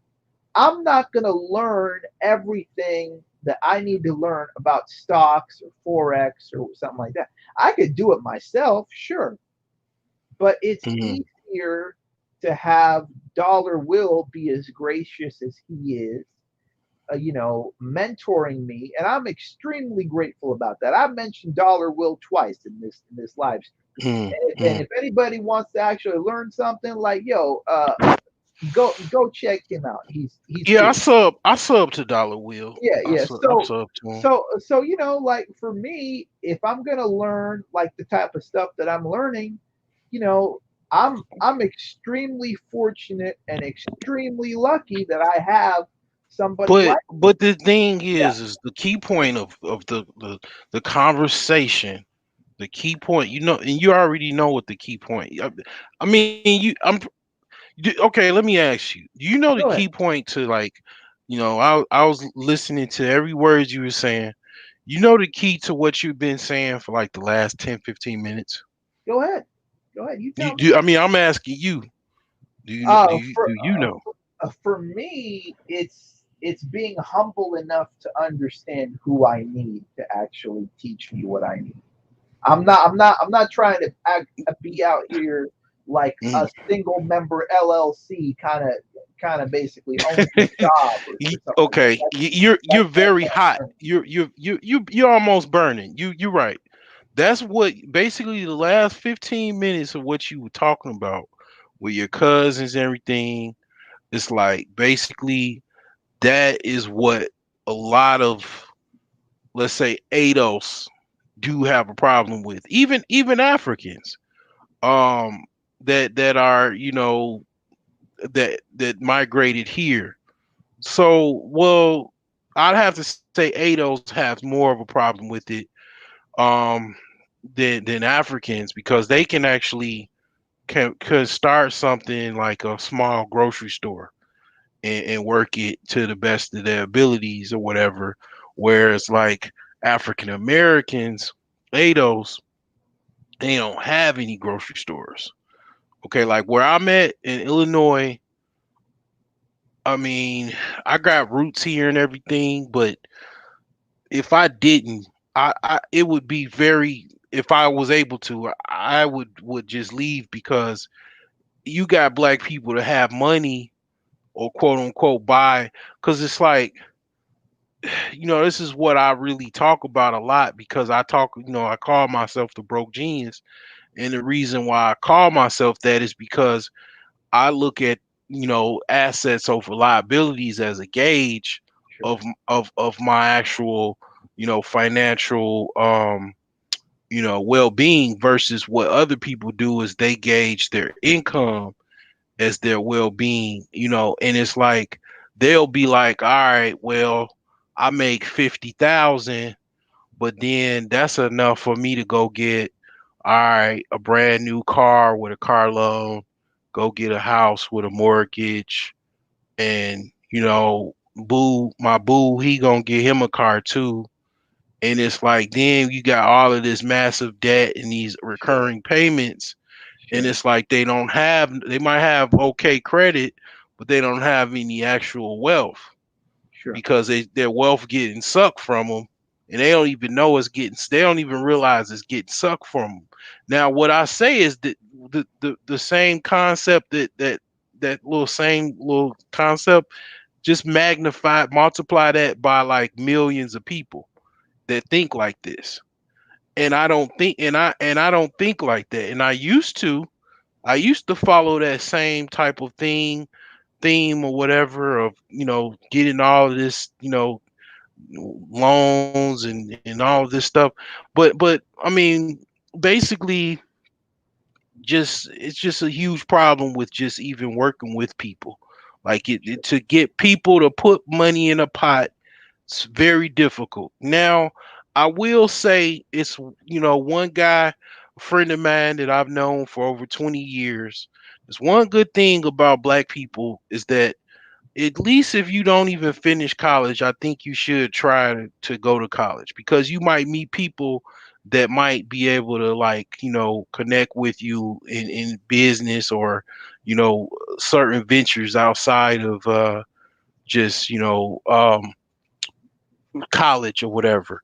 And it's like a friend of mine, we actually went, half on a property with.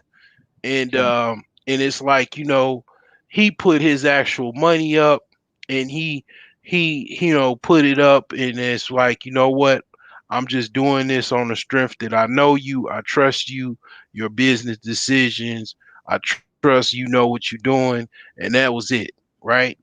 Sure. So he put his money where his mouth is, whereas a lot of people, they'll be talking for 10 years and they've never done nothing. Sure.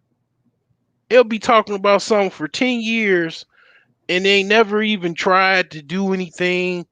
And it's like that's where a huge problem is, where you have to kind of like separate yourself. And I ain't gonna talk about nobody, but it's been people because if you look at my YouTube videos, I've got videos that's 5 years old. I've been on here for a while. It's people on YouTube still talking about the same stuff. And Hmm. it's like, I mean, yeah, I'll be bored and then maybe sometimes I want to hear it, but be honest with you, I really don't even want to really hear it. It's Sure. just because I'll be bored. But it's talk. I mean, it's like the same talking points for like the last 4 years, and it's like, man, I mean, uh, yeah, it is what it is. But it's like, yeah, Ados definitely has a huge problem. Um, just shutting up, putting some money together, Sure. forming coalitions to actually start some type of like not no just independent LLC, gather gather the guys that like value the guys of their knowledge or whatever, and then Get the treasurer if you're somebody that's good with money. Like for example, if we were to start a business, I would actually be the treasurer. I would say I'll be okay. Let's say if Dollar Will join the coalition, right? Dollar Will would be the treasurer because I would say Dollar Will would know more than I would. He's older than I am. But let's say Dollar Will didn't want to be involved. I would definitely say I would have to be the treasurer because I've actually went to school for business. I learned from my grandfather. He had a degree in basically financial accounting. So Sure. I learned from him. I've been in, I know quite a bit about finance, about personal finance, even business finance, enough to actually to do that. But I mean, black people have a problem with actually respecting people's knowledge base. But I will say what they do is right now, from what I see, and I don't, and it doesn't, and it seems to not work well. So what they'll do is they'll get with the guy because one of my Patreon subscribers he wanted me to talk about it. What a lot of times what black people will do because they will put money up, but what they'll do is they'll get somebody because some people like me, I'm not really that guy, okay? Or I'm not a celebrity type dude, or I'm not Ty Lopez. I'm not a Ty Lopez type of dude or Grant Cardone. I mean, I can be to a certain degree Sure. motivational. I do, but I come at my motivation with a genuine um urge to want to teach and kind of show what I know. I don't have no marketing aspiration to anything or any aspirations toward it. If I get whatever I get, it's great. But I say this to say I'm not a social influencer where it's my job. Like it's not my I'm not a professional social influencer, but it's some people that are, and they do it very well, like a Ty Lopez, right? So they start events, they create like little um training courses and so on and so forth, where you know they'll package some like training course that's $1,000, and then I'll train you to do this, and then not only that, and then they'll do events. They're very good. If you watch these people, like they're very, very good, right? They'll, Sure. they'll do they'll do these events where they'll do public speeches and then talk about certain things. They'll have debates and so on and so forth, and then they'll even have they'll form like groups. They'll even have their own group, and all of this stuff is in the 48 laws of power. So they'll start like a group or whatever that's sort of like a cult type group, and then by that time they'll start a GoFundMe. By the time they started GoFundMe, they got like, you know, a half a million followers on Instagram. So they'll start a GoFundMe for, let's say, $200,000 to start some type of let's just say after school program. So this is what my people do. I love them, but okay, it'll start okay, my half of my side, my mom's side, Sure. and I fucks with ADOS. Like, I mean, I'm ADOS, I'm African, and I'm ADOS. So Sure. I primarily, a lot of my culture is ADOS. I rarely listen to African music. My cousin called me today. She's 100% Ghanaian. She Okay. called me today. She sent me a list of apartments. My other cousin, that's actually my first cousin, I don't even really talk to her, and I need to call her and talk to her because she's my father's cousin. I mean, my father's niece. But I kick it with my second cousin because she's like me. She's born here in this country, Okay. so Yeah, it's yeah. like For I sure. relate more to her. But the thing is that I primarily um have been around my mother's side, Sure. African American. Most of my culture that I've gotten is African American. R&B music, rap music, every aspect of African American culture. That's primarily what I've been inundated with, right? That's mostly what I'm I'm like attracted to a bee with honey with Ado's culture primarily. Sure. But I'm also attracted to African culture, and I even I have to sometimes be like, all right, well, I gotta literally separate myself and kind of focus in like, dude, you gotta call your cousins from your daddy side too, dude. Sure. You gotta probably probably time for you to listen to some African music now. So it can remind you so it can remind yourself that you're also African, dude. And then you also, after you get your little shit together, gotta get your passport so you can actually go to Africa. Go Sure. see your where your father lived and all of that in Ghana. But I say all of this to say, basically, what Hey, my bro, get some of that Aramaic going, bro. Come on now. yeah, yeah. So I say all of that to say basically that the ADO side. So I mean, you know, they what they do is they will put up money, but they'll put up money to a guy or a woman that is like a basically the equivalent of um a charismatic influencer. I'm not really that charismatic. I can be somewhat charismatic, but I'm not like actually trying to be charismatic. Like I'm not gonna tap dance on you and like sing you a good song and try to be like telling you the best jokes in the world. I'm not no charismatic dude, you know, that I'm Sure. trying to actually be a certain type of person to actually get some like fan base. I don't really try with this shit. You know what I'm saying? I swear, I promise to God with you that I got 5,000 subs by just basically just having my channel dormant. My channel was dormant, and I just had like one viral video, and that was enough to get like so many of the subs that I had.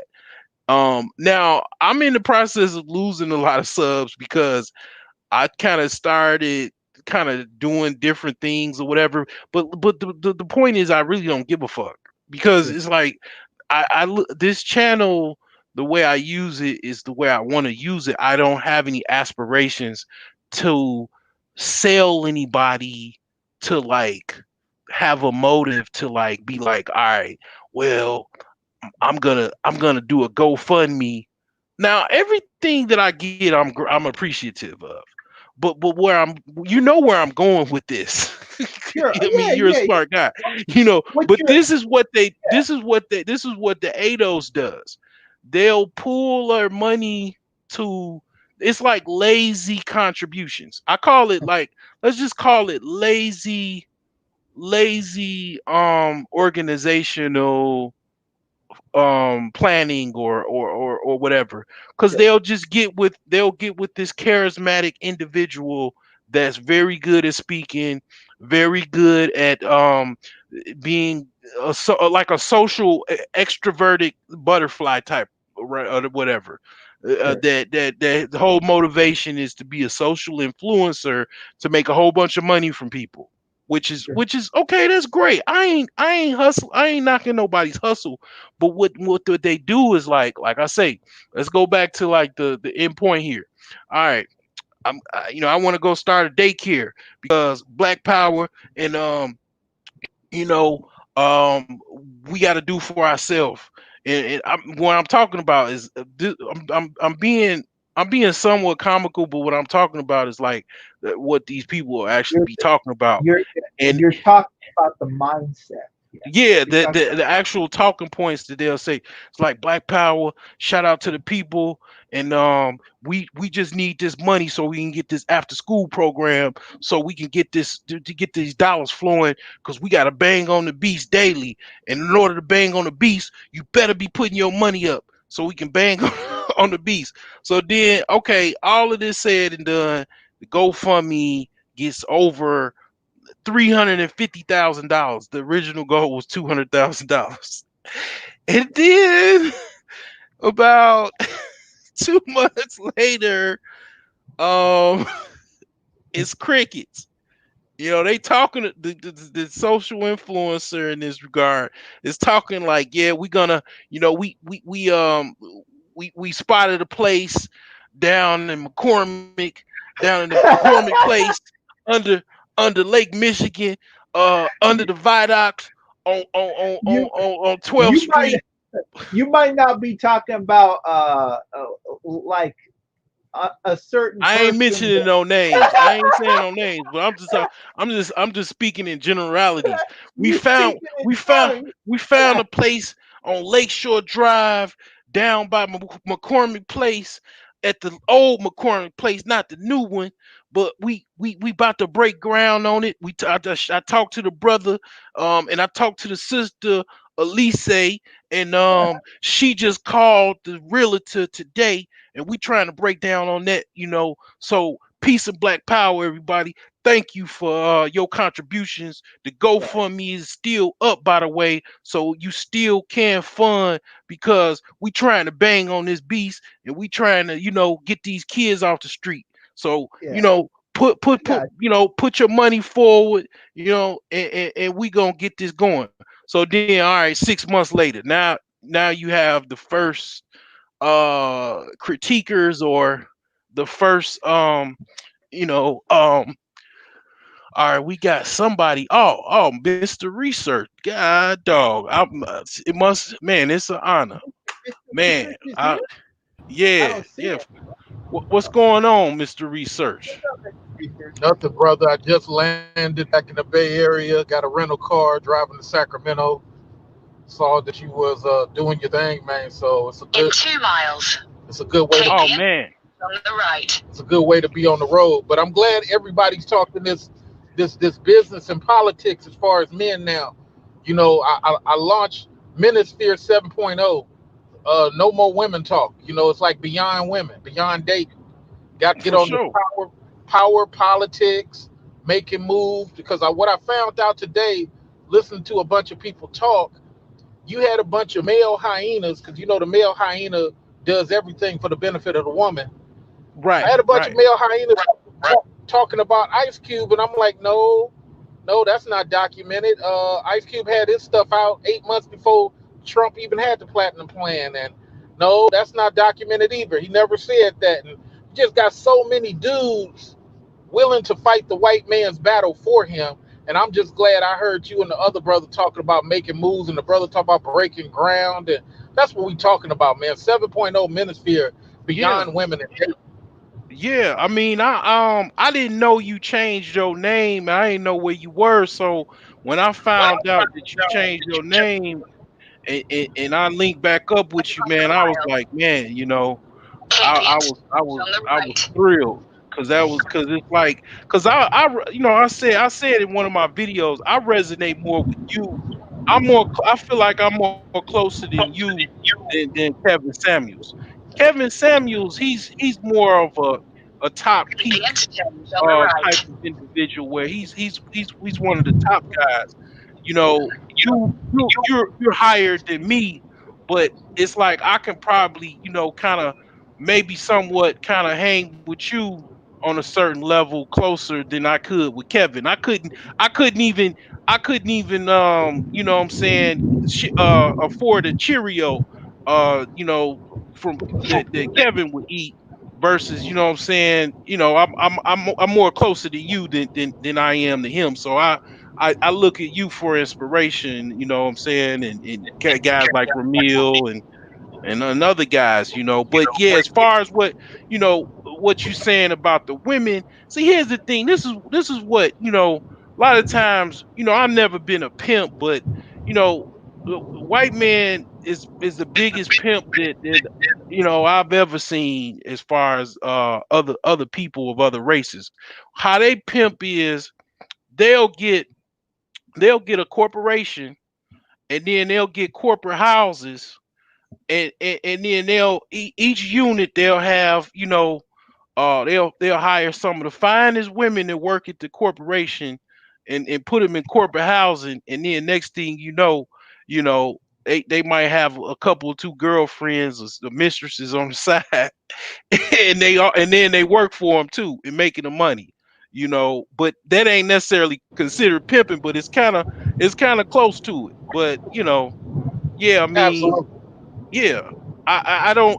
If you, the thing is, it's kind of like that movie with Chris Rock with his boss. He was teetering toward messing around with his wife or whatever, and he made a quote, and he said, um, "Many men have chased money and have lost money and women, but the men that have chased money, they they basically ain't lose money nor women, you know. Absolutely. So Absolutely. yeah, Well, you know what? One of the reasons why you might rock with me, I'm a unicorn.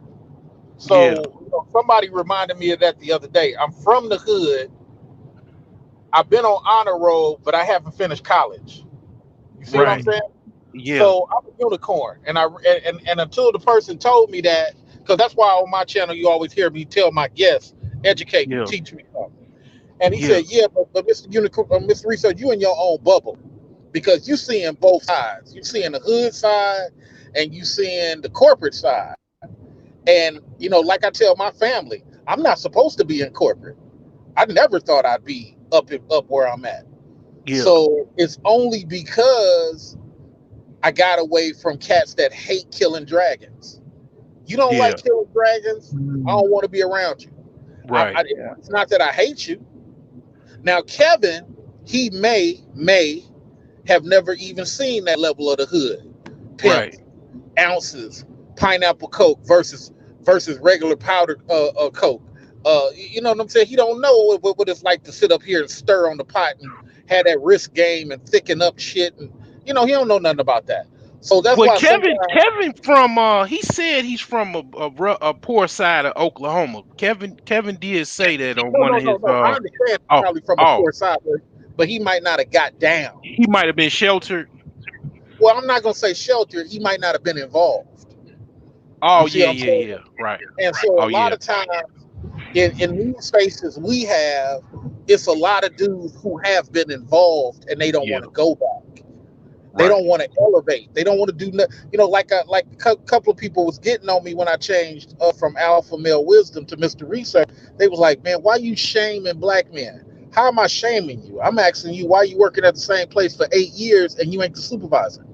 How's Right, that? Mm, right, right, But I right. passed the mic on that. I wish somebody would ask me. Don't nobody, one thing, I don't know if they're afraid of me or I'm not relevant to them, but don't nobody even challenge me on that on my platform. They'll challenge me when I hop on other people's platforms. But they don't come at me with that because I light their ass up. I Well, I mean, don't think I wish somebody I don't think I uh, don't think nobody. I think people wait until they're on their favorite click yeah, platform. mm, yeah, When they yeah. on their right, favorite right. click, just like Yeah. I was asking somebody just a basic science question. I got 27 years of medical. How can you say something's inconclusive, and at the same time you're telling black people listening that they've already canceled that out? That Yeah. doesn't even make sense.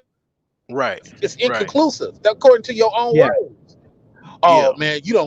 What did you mean I don't get Yeah. it?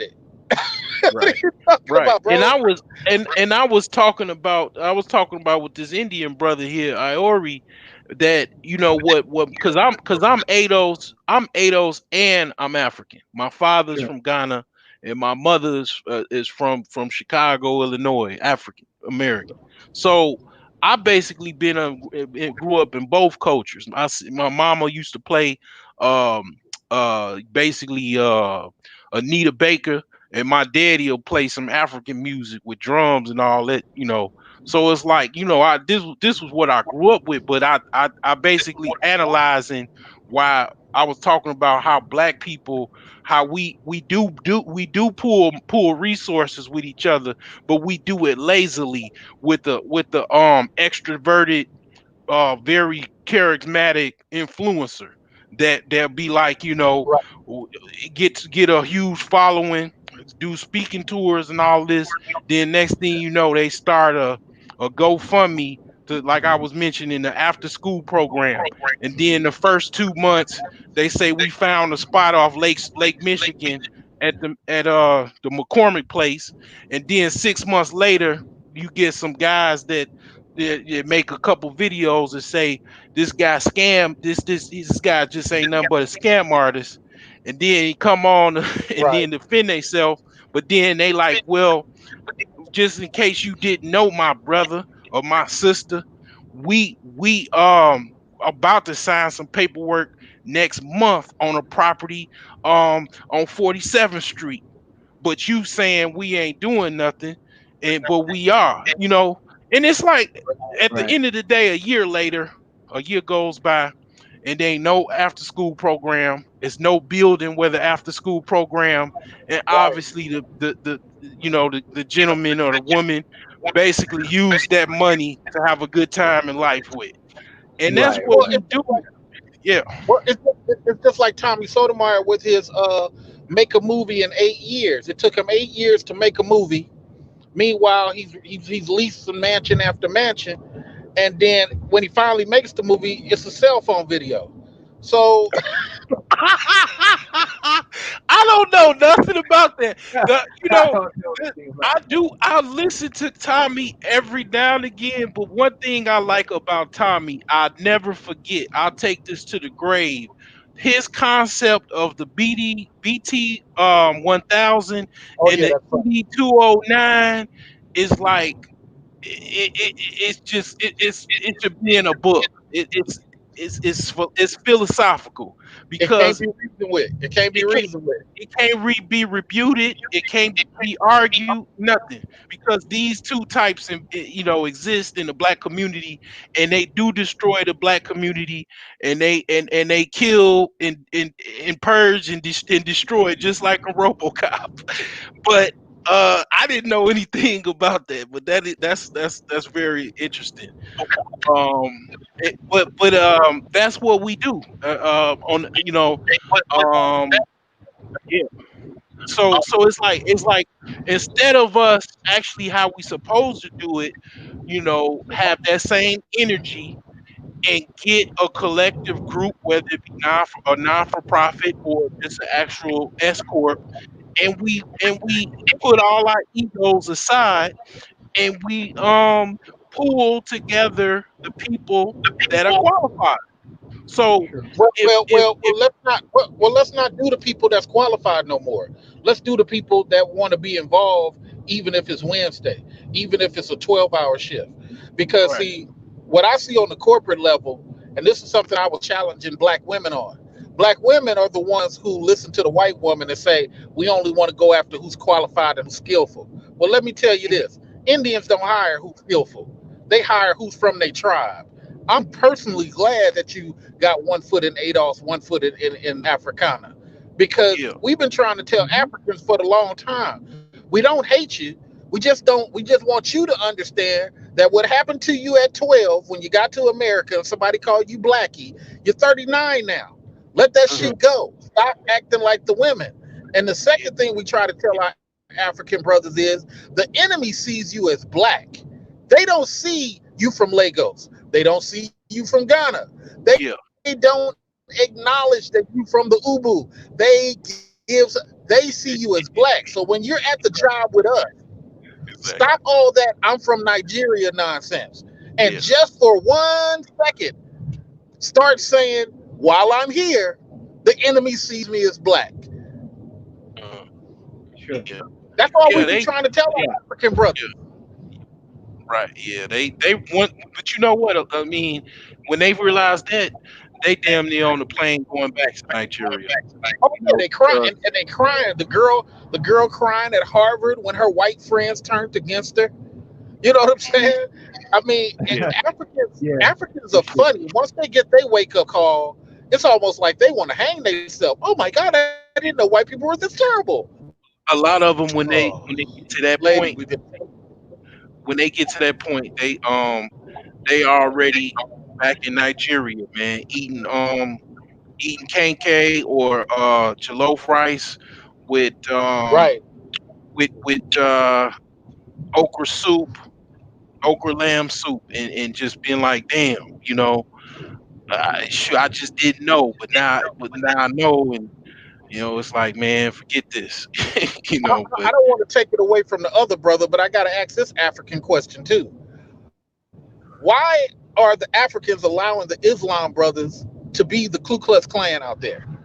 Why are the in Islam Nigeria, brothers oh, talking in Africa, Islam on one side? No, in Africa. Africa, Period. oh, Why? You got Cameroon running away. You got uh, Cameroon running away. You got Libya running away. You know, when yeah, Gaddafi was yeah, alive, the Arabs and the Africans was friends. right, The minute Gaddafi died, now they put collars uh, around niggas' necks, selling them for $200. yeah, yeah. So the thing about it is, like, you talking about something.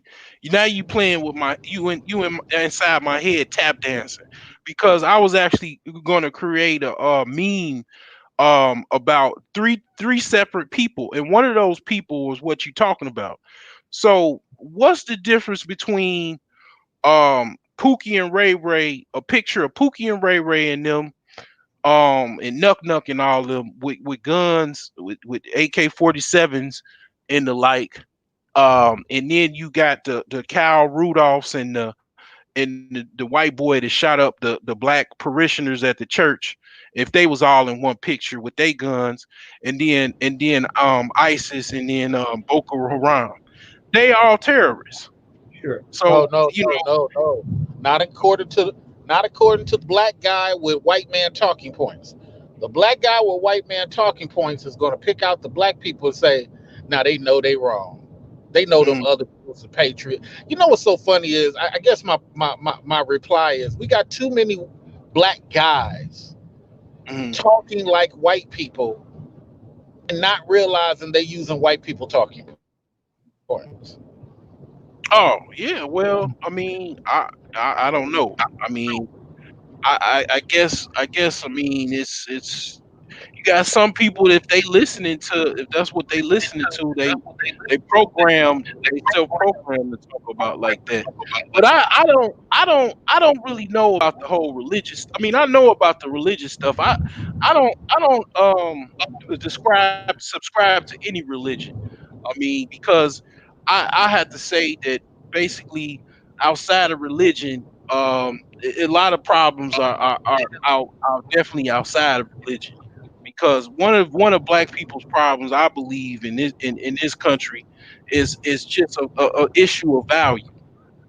The issue of value is, we don't understand what value is, because we going taking our little money that we do have, financing brand new cars, when we could get a car for the financial gurus that I study.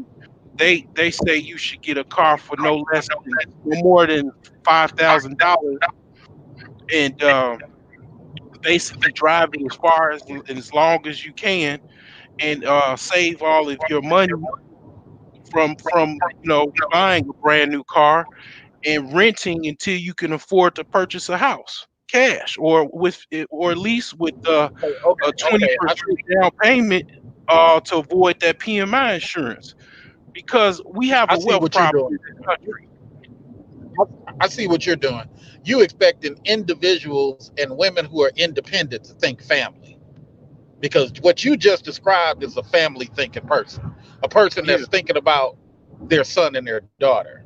yeah, But yeah. that's hard for a selfish independent person to do, is think Oh, family. yeah. Well, I was raised with my mother and my father. I mean, they were off and on. At times, they was my father would get into it with my mother because he didn't want to. He didn't even want to be a. My father wasn't even a 50-50 guy. I mean, he was he was like a he was a 10% guy, and my mama was just Right. asking for 20%, and that was enough to start a stone cold argument. Because a lot of Right. immigrants when they come over here, not all of them, but some of them have a chip on their shoulder, financial chip on Mhm. their shoulder, Yeah, and whatever money they make, they don't want to give it to you because it's sort of kind of like a prisoner that got out of jail. A lot of prisoners, ex-cons that been to prison, they have a chip on their shoulder, and the chip on their shoulder is the fact that you didn't go to prison. You're spoiled, and I wasn't. Therefore, I don't want to give you nothing because I feel like you were spoiled and I right, wasn't. So I want everything that I can get from you or anybody else, and because I had put that bid in for 10 years or 4 years or whatever, and I'm out now, and life was hard for a while, and I was able to get it. But now, I don't want to come up off of nothing because I look at you like you were spoiled, and that's So why white people and Italian, and that's why white people and Italians don't like being around Africans or African Americans because of that yeah, mindset. yeah, Nobody they wants they to. yeah they No, do have a nobody chip on wants to their be shoulder. around. No, But nobody it's wants not to just be Africans. around. It's not just Africans. Immigrants in No, no, no. general, I understand. when they come over here, it's primarily a capitalistic decision. It's not based off of it. It's mostly a capitalistic decision. So when they get over Yeah. here, they want to make as much money as they can, and then also send as much money as they can back home, and, Mhm. and that's the main focus. It ain't anything outside of that, they ain't even concerned with too much. Right, right. Sure. I ain't want to take the mic from the other brother. Go ahead, brother. I apologize. Yeah, yeah. Well, you guys were talking about the immigrant thing and sending money back home. Uh, I guess I'll take that one.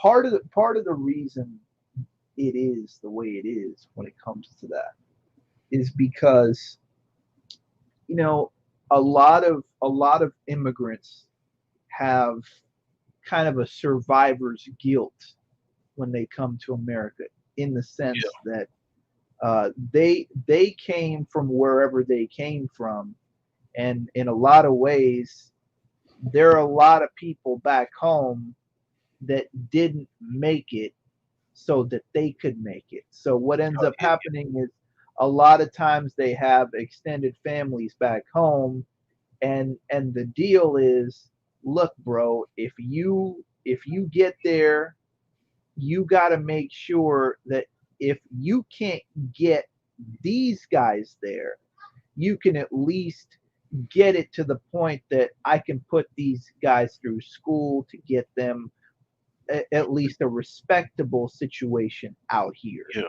So what yeah, ends up happening is the money that they make outside of living and outside of just basic stuff gets diverted to sending it back home because they've got brothers, they've got sisters, they've got extended family out there that still need uh, some sort of way to pay for school, pay for yeah, other things, et cetera, et yeah. cetera.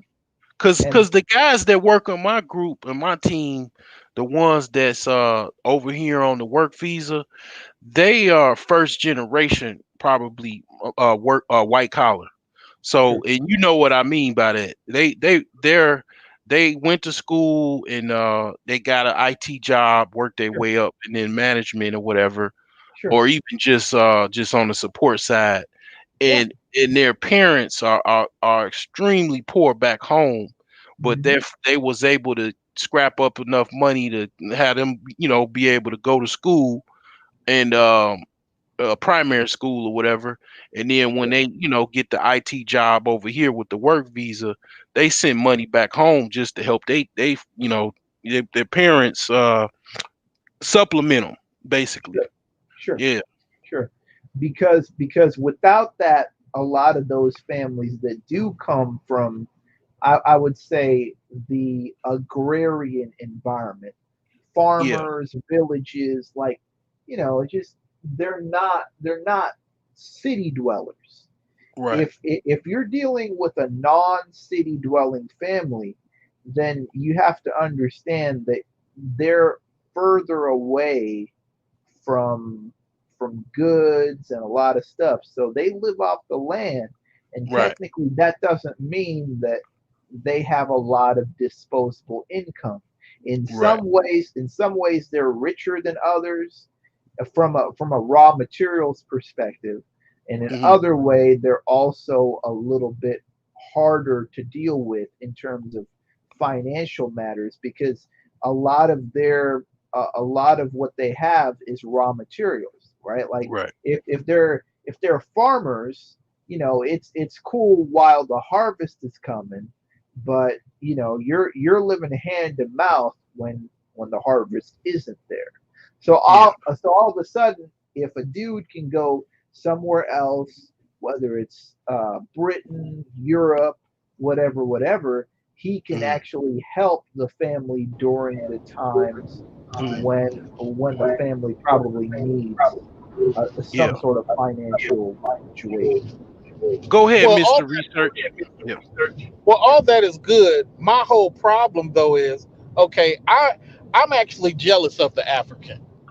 He hasn't been beaten. He hasn't been told his name is Toby. He gets to talk his own language. He got his own flag. I don't care how poor he is. I don't care if he's living in a mud hut. I would love to be living in a mud hut. I would love to be a Jew and go through 4 6 years of Hitler just to come out of it with my own flag and my own language. I'm Yeah. jealous of that. They But got at the respect same too. time, Yeah. right? But They at got. the same time, Yeah. you didn't go through none of this America shit, and you shouldn't have Mm. to. But don't come here with the Yeah. arrogance, because you can't go to Bulgaria and do that. You can't go to Armenia and do that. You only go to places where people are kind enough to let you do it. You see, the Right. Russians and Japan. You see, Russians and Japan are kicking Africans out now. Italy Yeah. kicking Africans out now. Why? Because you go there and you talk shit.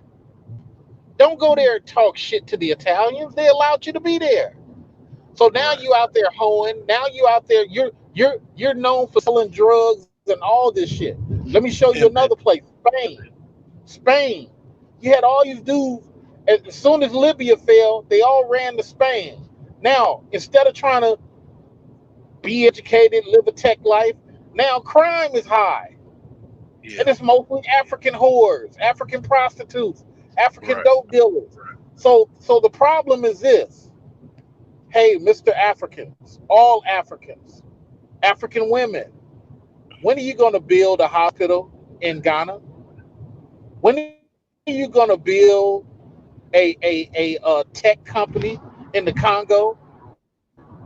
When are you? Hmm. The reason why we got lithium batteries, gentlemen, is because the Congo got a mountain full of it, and they Uh-huh. killed all the Mm. gorillas in the Congo, and they got children digging out cobalt out of the mountain right now. Yeah. Wow. Man, that's sad. But I mean, you'll be surprised though.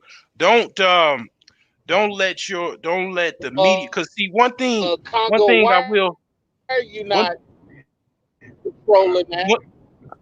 one thing I will say is that if you watching CNN, any of the major media outlets in this country, your view on Africa will be very negative, very misstrued, and basically all outright propaganda, because they don't want you to know what's going on in Congo.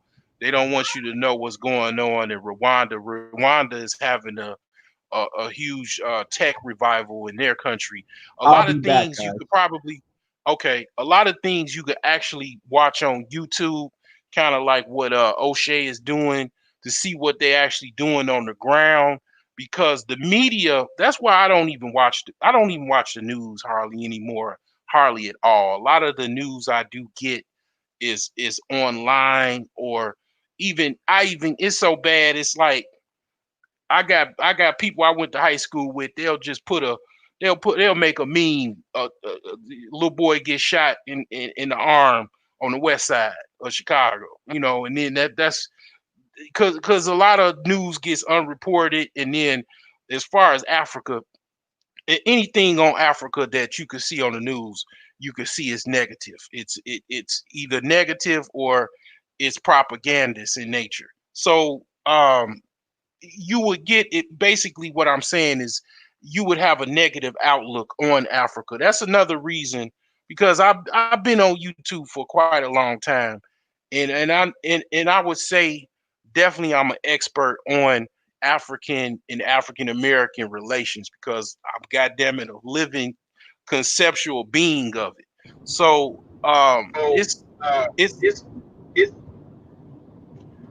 yeah, so it's basically basically if you don't get you the, don't get the let me mute you so cuz okay. but but But basically you would get, you would get wait, hold on, let's see here. So you would basically get a misconstrued vantage point of Africa from the vantage point of what you see on your, even cable. Even if you paid for cable TV, you're gonna get a negative outlook about Africa, unless you actually look at it through the lens of actually watching African news media that's over in Africa, because they just, even the BBC is notoriously negative propagandists of African news stories. Not saying that it's not, it's all, but see, here's the thing. This is why they tell on themselves. If you getting all of these news stories that's negative in nature, or even if the positive news stories is Dikembe in the mud hut, that he just got his mud hut fixed. I mean, that's a positive story, but it's still negative, because you're not showing his brother Bimboate that just bought a mansion in a new Range Rover. You know what I'm saying? In a new development, because they'll have everybody, a guy in Memphis with a gold grill in a cutlass on 20s. He probably would look at Africa like, they in mud huts and riding donkeys. When, yeah, it is some guys that live like that. It's some villages that live like that. But in Africa, you got in Ghana, man, I can show you videos on YouTube where they living better than cats that live in the hood in Chicago. They got little, developments where they like got suburbs in Africa, man. I read that when I was in the library. It blew my mind. They have suburban subdivisions in Africa, all throughout Africa, because that's a form of residential because development. that's a form of residential development. Now, I Okay. totally agree. I watch French TV and I watch South Korea. Okay. I watch France and South Korea. They are not really involved in a lot, so the stuff they say really don't have no benefit for them. They just say it, but it still could be true, because most all the news is negative to some level. So that is Yeah, true. yeah, But yeah, but giving you kudos on your intellectual point about image.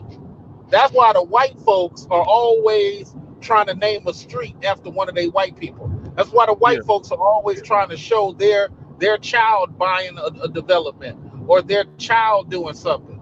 So at some point in time, Africans and ADOS people, we got to start being like the Jews. And every time one of our dark skinned or light skinned kids graduate, hey, guess what? Put it on the plaque. Let the whole county know I got a 3.8 honor student. yeah, yeah. Yeah, I mean that. I mean, basically, here's the thing. A lot of my talking points, like you said earlier, or my vantage points of how I look at things. Like when I got married, 6 years ago, my mindset was pussy. I got married for because I wanted to have some children and I wanted to get regular pussy. Okay, that was my thought. That was the mindset of a poor man. Okay, but now as I'm trying to, pretty much strive and gain every day, my mindset is a lot different. My mindset of how I look at the interactions of marriage is more of what you would say as a deal. Like we go, we have a something that we strive toward, and that's basically legacy and basically the big picture. And I think you talked about that, on your channel. I mean, that's how I look at if I was to get married, and that kind, and then, don't get me wrong, I still love Virginia. I love all aspects of Virginia, but that's not my main thing now. I can get that because a man that's got money and capital is gonna get that regardless. regardless. So yeah. So the thing is that even if the woman doesn't necessarily, like look at a lot of billionaires and mega millionaires. That's I would say mega millionaires is 50 million plus. Do some research and look at how their wives look. Not all of their wives, not all of their wives look are seven ups. When what I call seven ups is basically a woman that's a seven on up. Okay, I No, mean, no. Most of your guys got threes and you cut out. I five think. type of surgical enhancement. Threes and fives with enhancement. You got to understand Yeah, yeah. the number one thing, and I never really say this a lot because this is one of my kept secrets. But the number one thing for a lot of for a lot of for a lot of for a lot of dudes to understand is women just want to be able to brag to other bitches. That's it. Yeah, That's yeah, it. That's the key. yeah, And yeah, and if that chick, even if y'all don't get along well, if that chick can say, "This is me and his house, houses," hmm she less likely to leave, less likely to argue, because she got something over these other hoes. yeah, Now, if she divorce you, now okay, look, y'all got three houses. She can talk shit. yeah, She yeah. divorced you, and now she got two houses. Like you give her the house in the divorce. Fuck it. She Right, got two right. houses. Now every day is the countdown to her having to reinvent herself because hmm her girlfriend is just gonna know her. Yeah, girl, you doing it. You the bitch with two houses, but that was 5 years ago. But that was 7 years ago. But that hmm girl, I got me two houses now. So what difference does that make? See, the mistake is women forget, and this is what other women have learned a long time ago. This is why other women many times will have unattractive husbands that they feel comfortable with, that they feel safe with. Black and African women have forgotten pleasing other chicks will ultimately be your downfall. hmm hmm Yep. I But mean, it's what but, but it's what they all love to do. Please right, other chicks. They get their hair right. done, not for the man, for other chicks. They get a certain type of shoes for other chicks. But one day Eyebrows. that shit, yeah, but one day that shit gets old, and now guess what? The only person who even likes looking at her ass is the faithful ass husband. hmm Yep. And I told my cousin, I said that she was a model. She was on I Love Ray J and all that. And I think she did get maybe one enhancement. Maybe I think she got a breast enhancement, but I'm not sure. But she kind of, you kind of when you throw a rock, you hit a puppy. you hit a you hit a dog somewhere. So I made a post on Facebook. I was like, it wasn't even my post. It was just talking about how a lot of women do all of these things to get enhancements, but still are not happy.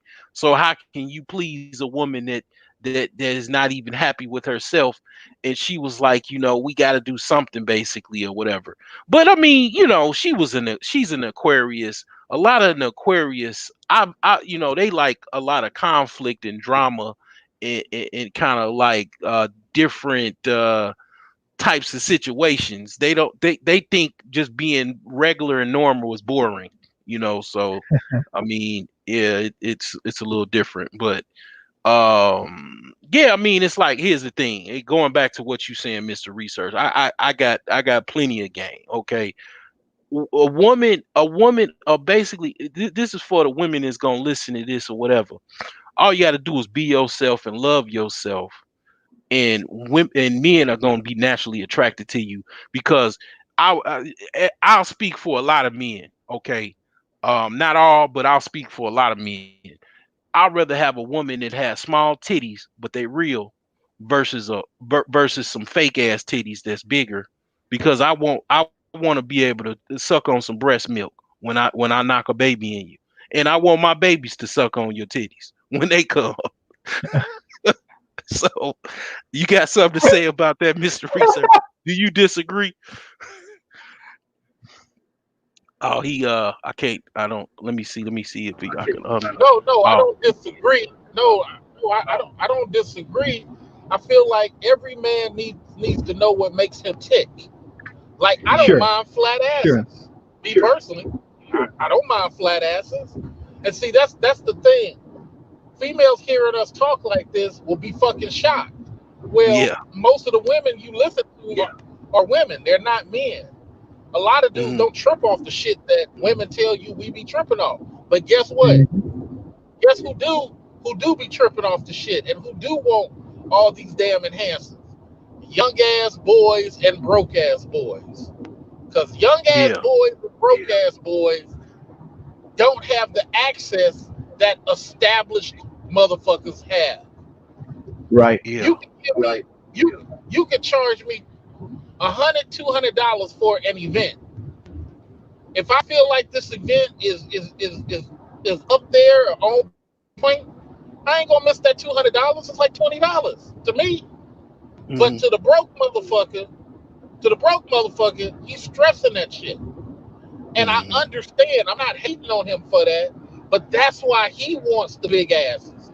That's why he wants the titties. Because he's not used to that. When I pay $100, $200, I see all those fucking enhancements every 4 steps that I take. I went to the I went to the Russian beauty pageant. I didn't go to look at them frail, dying looking chicks. I came to see how the men was handling business with each other. How the women Hmm. was handling business with each other. Cut out a little bit. Yeah, I think He's driving, so that's I normal. I think he went through a bad area. Yeah. But yeah, man. But anyway, I mean, even another thing, the reason why women get the enhancements, because they seeing other women doing it. They hearing Nicki Minaj, Cardi B, anybody else. It's a whole movement. It's a whole movement to get these enhancements to one up each other. And they taking major L's, because a lot of these enhancements have major health repercussions, and then they end up having to get, you might, I don't know how much it costs for titties or ass, but I think it costs thousands of dollars. So you get modifications to keep them up, and then you might have to get some 10,000, new. 10,000, Oh, 10, 10, In 2 miles, Take the exit on the right. 10,000 is the lowest, 20,000 is the highest. Mm, yeah. Mm, So wow. so you got this it's like, for example, I have a crown in my in couple of one of my tooths that is giving me some problems. A Sure. crown is about $2,000 to $1,500 worth of work. I done already paid that 10 years ago. I gotta do a modification to either get it pulled or recrowned, because the crowns don't last forever. So it's like the same thing with titties and ass. They have to get remodified after they start messing up and all that. And it's like they don't even know it, but they taking major L's. That's a major L to me. You know what I do when I follow a chick and I see she because they'll brag about they have, like, I you know what I'm saying, I fuck with Snapchat. I saw a chick, she was bragging about how she got a fake ass, like she was so proud of her fake ass. Oh, I removed her. I unfollow removed that. her as Yeah. yeah, I unfollowed. Cause to me, I like I don't know, it must be the Virgo in me. I like everything natural. I ain't even like the big diamond rings that people was wearing and stuff back when I had earrings. I'd rather had a small, actual real diamonds than them big ass phony ones. Now it Hmm. was some people that probably did have some real ones that was big, but most of them was fake. But I felt good to have actual real diamonds in my ear, even if they were small. But I like natural shit. That's what I'm into. I don't like fake ass. They did a movie on that way back in the day. Damon Wayans did Mar I mean no, it was the oldest Wayans. I'm gonna get you, sucker. And she Marlon Wayans? No, Marlon is the youngest. It was his brother.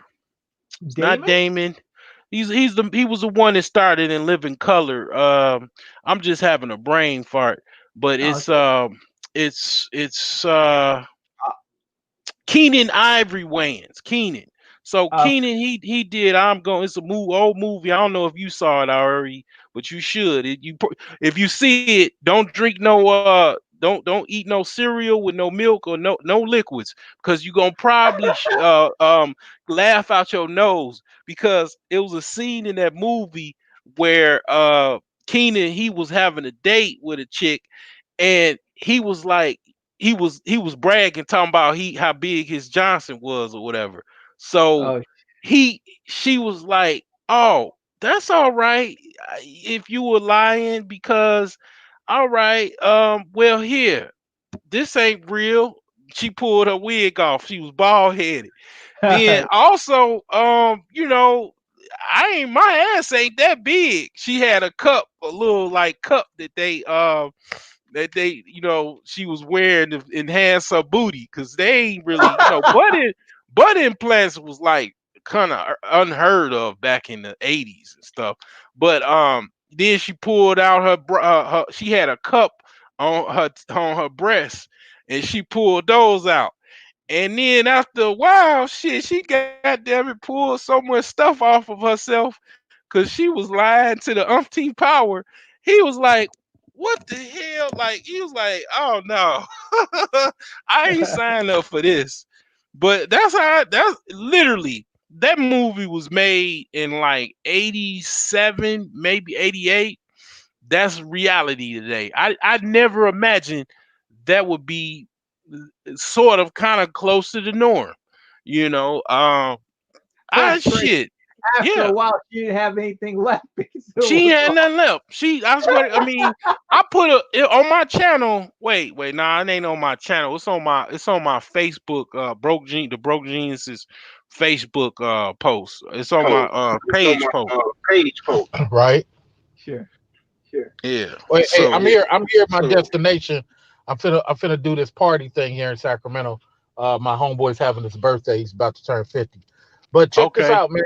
Happy Good, birthday to him, Mr. Research. Happy birthday to him. oh yeah.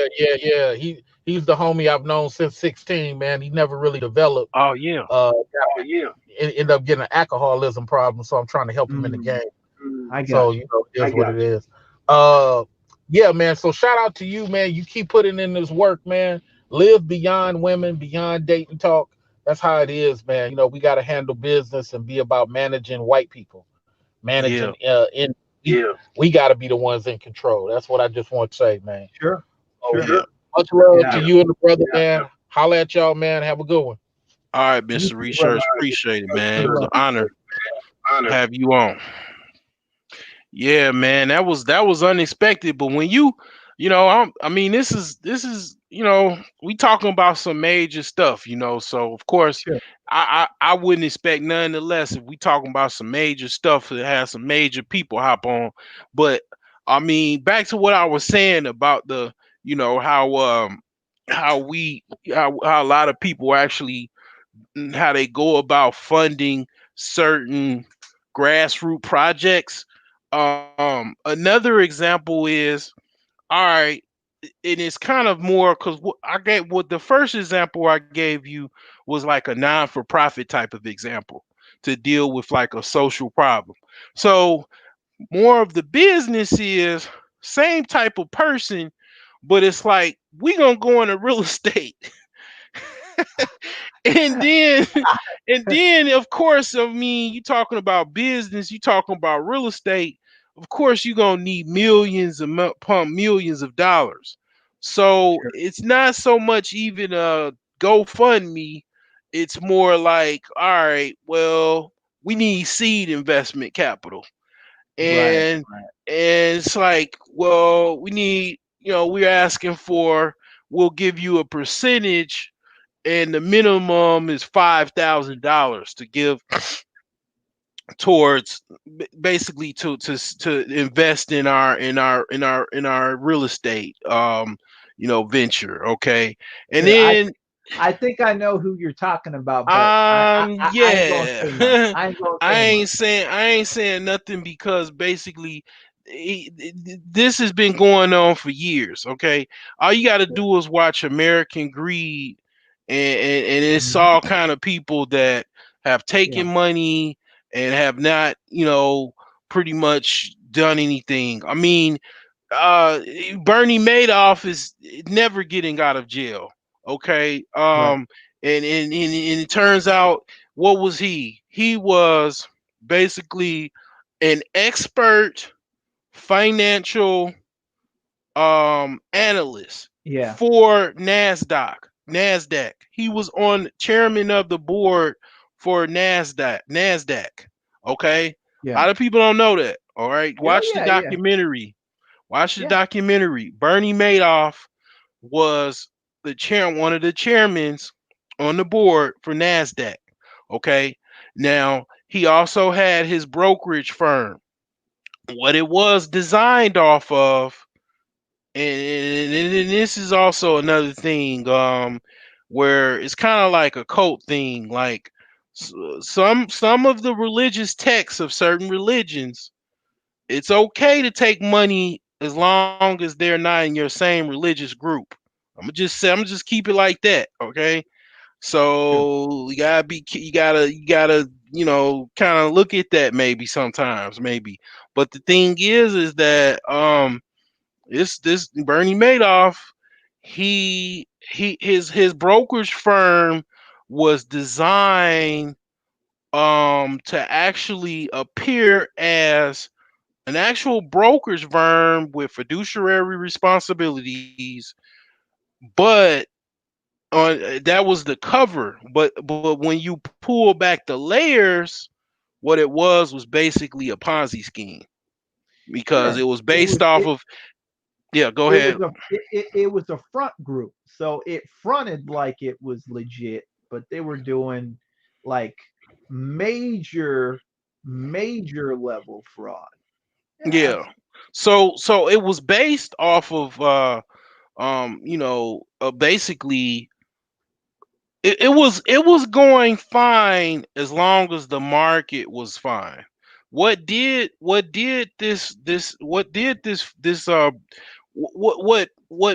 this kind of turn into Jenga, a house of Jenga, where everything collapsed was the market crashed.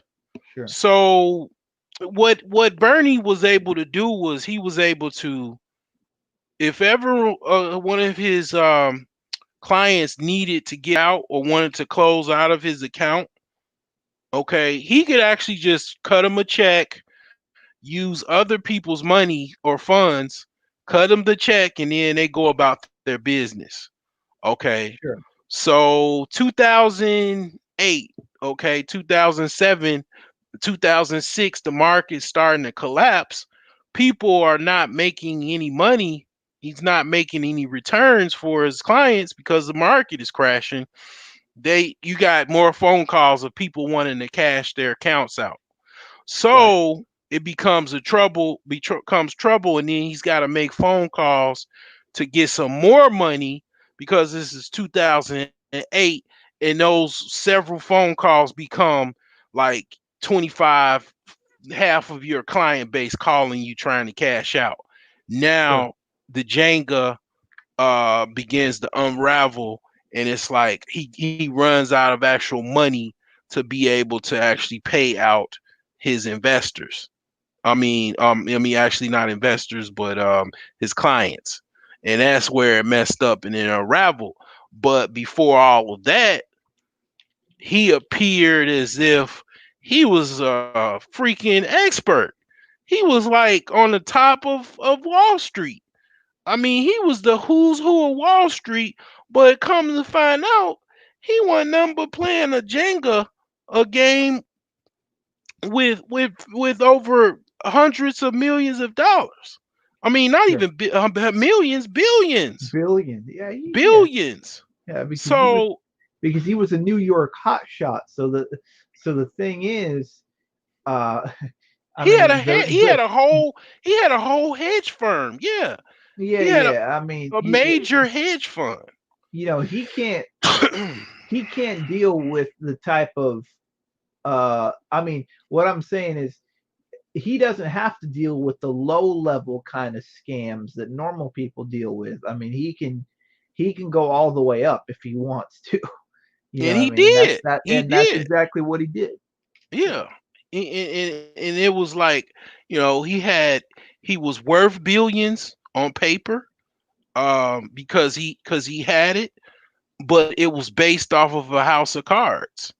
Sure. And when the market crashed, I mean, he couldn't keep it over, and then the FE's the alphabet group came in, and they're asking questions, and then there you go. It was like and then the questions began to become an investigation, and investigation became actual a warrant for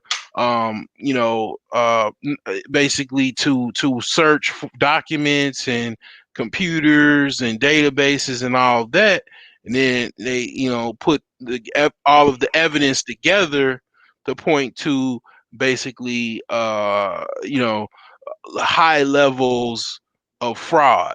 Okay, Hmm. and I say all that to say, basically, um, I'm not saying that some of these people are on that type of level.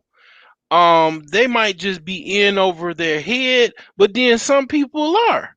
But I mean, this is what I'm talking about with what my ADOS people are doing. You know what I'm saying? When it comes to not all of them, but the ones that are actually putting up some money in capital, in serious capital, because $5,000 is a lot of money. Okay. Yeah, it is. It Any is way you want to look absolutely. at it, because You know, and um and the thing is, this is like one of the last things I'm going to say because I'm probably going to bounce after this. It's getting late for yeah, me. it's cool. But it really just takes a simple understanding of finance to kind of not get tied up into stuff like this. Because Yeah. because because the thing is, it's like, okay, like I can get the returns from him if I want to, or I can just get those returns myself knowing that I'm pulling the trigger, right? Mhm. But a lot of times we don't. like people don't think about that. Like, and this is kind of the lie of finance, right? Because I'm financially based too. That's like kind of my thing. Is the the importance of finance and the easiness of finance are kind of different. A lot of times in America we've got this spending culture where it's easy to spend because as long as you've got an ability to spend, you can spend it, right? But Mhm. at the same time, the easiness or the lack of difficulty of finance or the difficulty of finance, I'm sorry, not the lack of difficulty, the difficulty of finance on a basic level. I'm not talking like you're a Wall Street trader doing like all kind of derivative stuff. I'm talking about like finance to live, like just not to make dumb decisions. That Mhm. level of finance is actually pretty uh, Complex. no, it's pretty easy to know what not to do. It's easy to know what not to do if you have just a specific amount of doing what you need to do. If you have a specific uh like understanding is what I'm saying. Hmm. Yeah, I mean, Yeah. yeah. But it's like this is what a lot of what you see what happens. Now, here's the thing, and I'm not, and I'll pull back a little bit. Um, as someone that's the grandson of a black elite, right? Someone that was a Sure. millionaire business owner. My grandfather had pharmacy, uh, had a liquor store, laundromat, and a slew of Sure. apartment buildings, a tavern. Okay, in his own house that he owned for over 60 years. Okay, um, I've saw that. I've been in that world, right? So I say that to say, you know, basically there are people I've subscribed to the Savoy. I've subscribed to the Black Enterprise. They are businesses. They're if you Google top 100 black businesses in North America or whatever or America, they are some corporate guys. Robert Smith's. Uh, uh, a slew of names, Robert Johnson, all kind of people that are taking the corporate bull horns by the horns and then riding it very, very well and riding it on out. Um, and it's people that actually they employ. They have thousands of employees, hundreds of employees, or a multitude of employees, and they're doing the right thing and they're doing it well. And Sure. then it's even people that have more smaller businesses that you'll say in the top 1,000 black businesses that employ people that actually are making money and sustaining themselves and their families and putting their kids through college and everything, private school, and doing very, very well. But collectively, they like you said, they don't have understanding because you do need when okay, let's say for example my business, my enterprises of little small ventures that I'm starting. It will take a certain amount of level to get profit. For Sure. example, Amazon just came into profit in 2014. Okay, they've been in business since about 1994. So, excuse me, you're talking about, I mean, close to 20 years for them to actually be in profit. Now, all of that time period, they were getting seed investments from different seed rounds and rounds before they reached IPO, and then they got the money from their actual IPO as well as the funds from actual stock shares. Okay, so Sure. they got all of that. Okay, and they still didn't get in the profit until 2014. Okay, so it does take some time to actually make a profit, but you still and you really you don't pay out. I'm not sure as far as how that works. I'm not a corporate accounting or whatever or corporate financial analyst. Okay, I'm not gonna Sure. go there, but I Yeah. because I don't know if per se you just keep your actual, like, say if, for example, if I invested in Amazon pre-IPO, do I just keep my actual ownership and I don't get any proceeds at all, or how does that work? Because they actually haven't came into profit. So if no profit, you get no return until profit is made, right? So Yeah. Well, at that point, I would think that it's a pure capital gains play. There's no other. You just right, own your right, shares and that's it. right. You just own your shares and that it. So in the defense of said individual or individuals that are doing this, they don't have to any responsibility until they reach profit level to actually get a proceeds, and then other people that are expecting a return probably don't even know that side of investment either, because until you actually make a profit, you just are just have an investment only, and Sure. even I'm trying to learn that with stocks, because I'm having a hard time with that myself, as far as I would, I'm come from a mindset of everything right now, and it's like, I'm trying to learn to wait for profits to come in myself. Sure. Because I'm missing out. If you saw the live stream last night, I missed out on a lot of the whole world missed out on a lot of profits from just not waiting. And the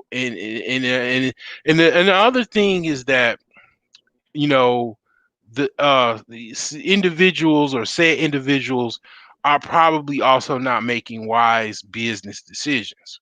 Okay, because in order, okay, so, like, for example, for me, if I okay, let's say I did, and I will be doing a seed round eventually. I'll be doing like a seed A round, right? Where I'll be like, okay, well, I'll need at least $500, and with $500, you'll get so many shares, or I'll have to get somebody that is into corporate pre-IPO type of knowledge to show me actually how to do that, because I don't know how to do it. So Sure. Sure. Well, what I can tell you is if it's pre-IPO, then how they do it is they value the company at a certain amount, at a certain valuation, and then they value the stock or the equity position. I mean, because stocks are known as equities. They value the equity positions, whether they be shares or other ways to do it, at a certain price. So if you're pre-IPO, it's based on a particular price based on however they want to do it. Sometimes it's like you can get pre-IPO shares on something called second market, which is kind of like a step before it goes public. But it just depends. It depends. Sometimes what it is the guys that are putting up money and management kind of come to a joint decision on how to value it on price, and then they get stock certificates as a way to do that. So it's like, okay, okay, 1,000 shares valued at X dollar based on you know a valuation or a guarantee or something else like that. That's how they do it. yeah. Well, I mean, when it comes to that point where I figure all of that out, I will be actually looking for funding.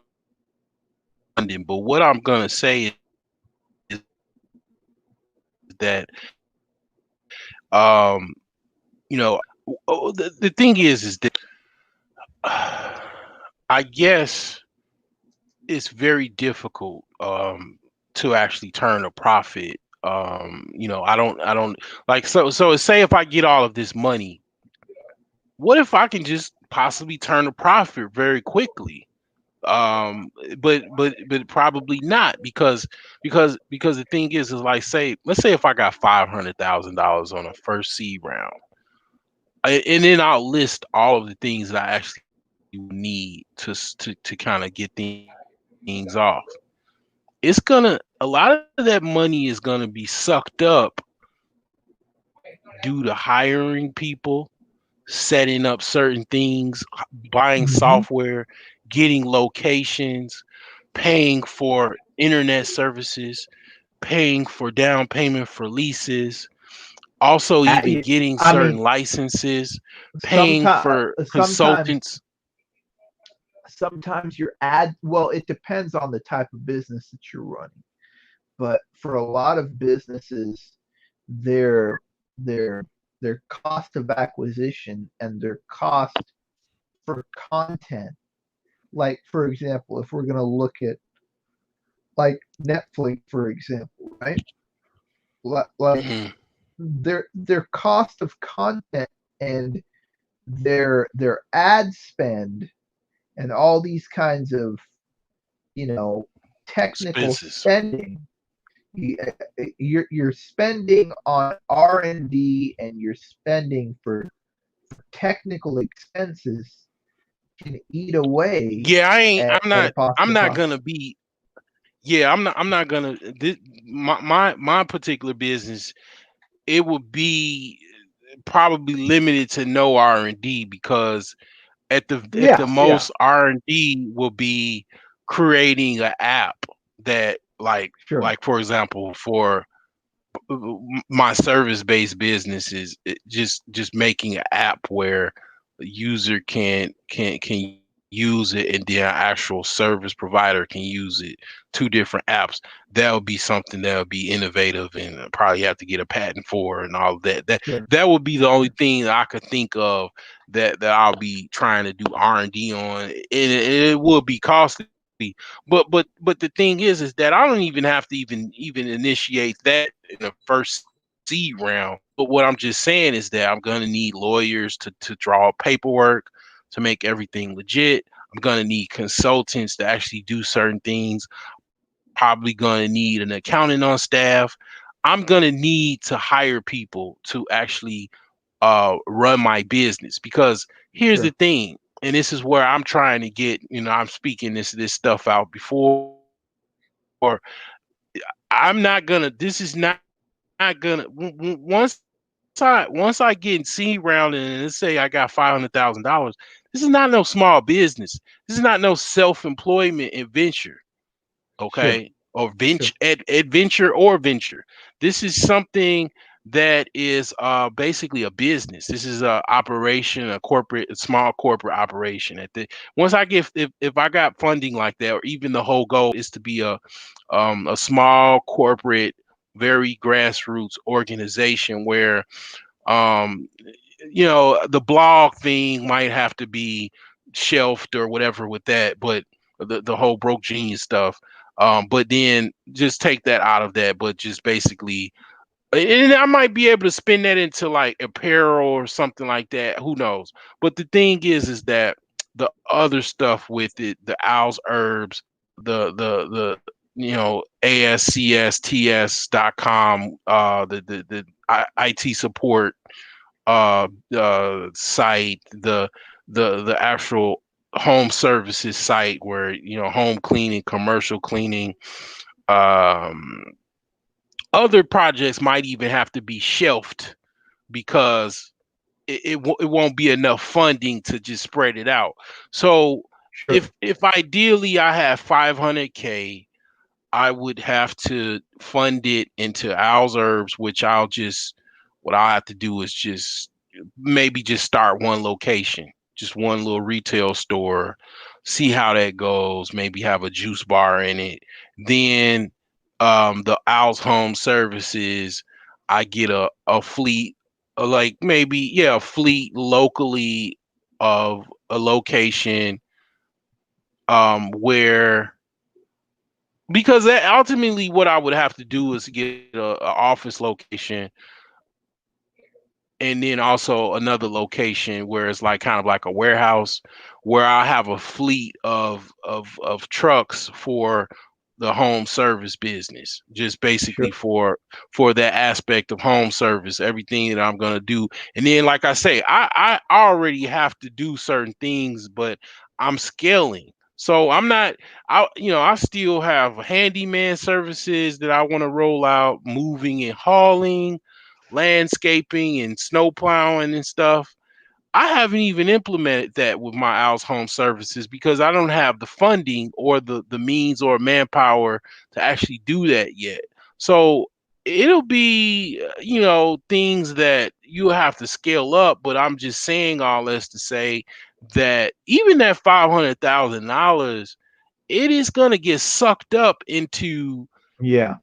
a Yeah. lot of different things that's needed, and that's okay. But one thing that I want to say is that, yeah, people might not even know that aspect of when they're investing in somebody's, organization or company or business idea. But then also, well, what is he doing with the money when he gets it, or she, because you got levels to this. Because Sure. I've heard people on YouTube. It's like particular, nice looking woman, older, kind of like, I think she's kind of like one of, what did he call those, a spinster. But she basically started she got a huge following. She started a retreat. She started a event for a retreat. She got all of the money for it, deposits. People were paying deposits, paying the full amount for the deposits. I mean, for the actual retreat. The retreat was like maybe $400, $500, something like that. It was like a destination somewhere, and it's like a retreat type of thing where, you got a whole bunch of women prancing around talking about feminist talking points, and how, they need to help black men and try to find more black men and all this other stuff, right? But ultimately what happened is, woman, she never fulfilled the obligations of actually having the actual retreat. And they said she wasn't giving the deposits back either, or the money back, that because people, fully paid for it. So you got people like that. Sure. Now, the other individual with the real estate thing, I, you know, I'm not sure exactly what's going on with that. If it's just like that, or I mean, I heard he just bought like some one property or something like that. But it seems as though it's kind of along the same kind of narrative. But the thing that I will say is that, yeah, it does take some time to actually get proceeds. But the thing about it is, you got people also that, like, I haven't, I don't know who, like, the individual, definitely the other two individuals that I mentioned, the examples that most people probably know what I'm talking about. They don't have an idea about business. They were just people that went to school for college, got an education, got certifications. They worked a job. They came outside their job to talk about certain things, and they were professionals in that regard, and Sure. they don't know anything about business, basically. Okay, Sure. so this individual, they were like he was like self-employed. He didn't hire that many people. He was just self-employed. He was a self-employed real estate guy. Okay. Now, here's the thing. What's the difference between me and him? Here's the thing about me with money. Here's another thing with me. I don't need anybody's money. Yeah. I Yeah. make I'm that way. I work for myself. I make what I make. I'm not money hungry for money, because here's the thing. If I was money hungry for money, you'll see me tap dancing, prancing, singing, Sure. going to events, partying, trying to get money from other people and throwing. You'll see me talking about, meet me at, Rockefeller Plaza. I'm throwing an event for, Baby Mamas of America Association. I don't be on none of that shit. Not saying I ain't knocking nobody that do that, but the thing is that my my aspirations are somewhat of a grassroots thing, and Sure. the thing is if I got a whole bunch of money, I'm because I don't know, maybe, I mean, I'm not saying it ain't no con artists that are Virgos, but I have a similar mindset of like Warren Buffett. I take strongly of my own money, my own capital, and when I get somebody else's money, I lose sleep trying to think Yeah. about not to fuck Yeah. that shit up. Like my fiduciary responsibilities are more than mine. Because I take serious, because I don't see, the thing about me is because of my ego.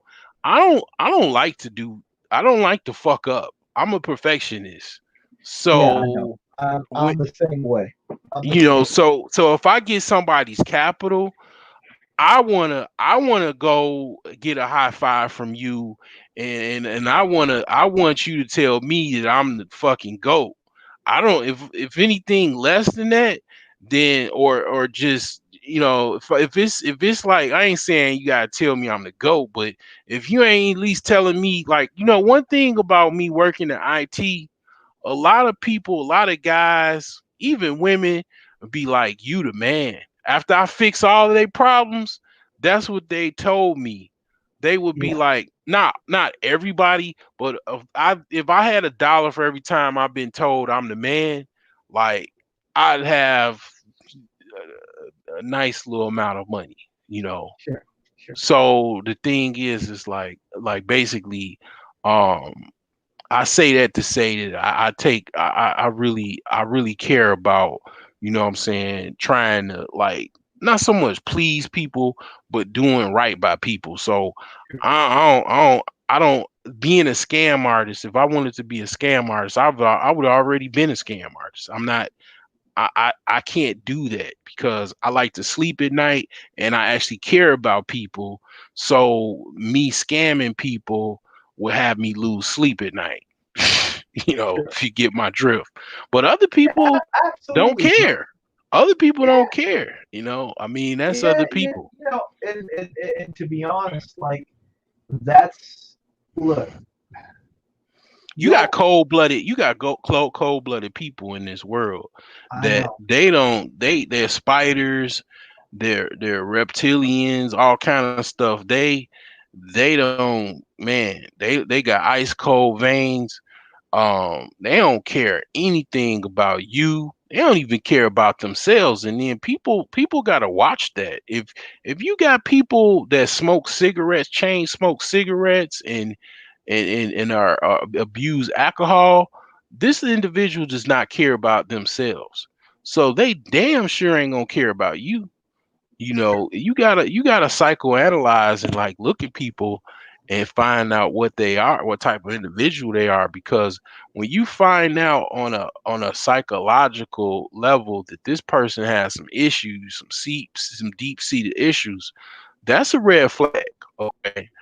And it's like, also, when it comes to business, not everybody is a businessman or a good businessman, or can be trained. And it's like, me, I think that I can be a businessman. I've never been a businessman, I will say, because I've never had a business where I was doing less than 25% of the work, and I was having everybody else do it. So I Sure. can't I can't I can't ever take the credit of calling myself a businessman. Even when I used to say I was, I have to say I was incorrect, because you ain't never had no business unless you had you know what a business is? It's an actual system.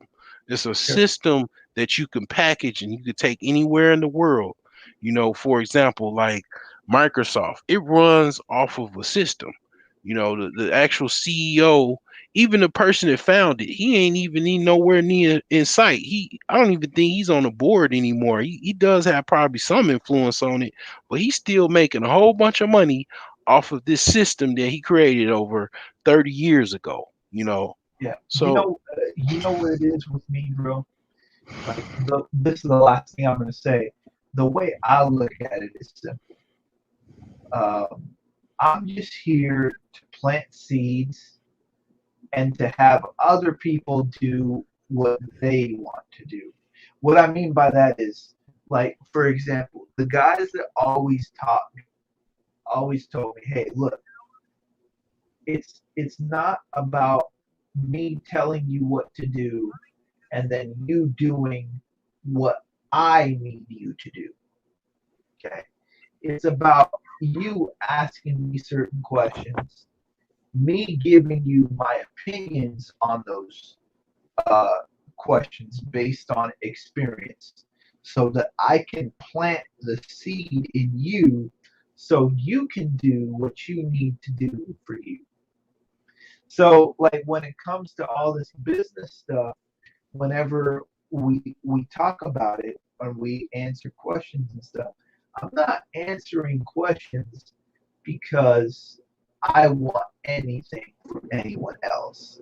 I'm answering questions because the people that asked those questions wanted answers to those questions. And then from there, it's up to them to lead the mission forward. That's it. mhm, And mhm, the reason I put it that way is because you know I don't want to lose sleep over other people's efforts, but at the same time, I don't want people losing sleep over my efforts either. mhm. That's how I look at it. You know what I mean? Right, At right. the end of the day, like I'm not going to be able to deal with everybody because I'm me and you're you, and we can only deal with whatever we have the latitude to deal with. But at the same time, if something that we say, I'm sorry, if something that we say leads to some seed being planted in somebody's head, then that's our contribution to their betterment. Mhm, And that's exactly why I said this before. I don't believe in tribalism. Like, I mhm, don't believe, okay, like I'm an Indian, I only deal with Indians. You're a Chinese, you only deal with Chinese.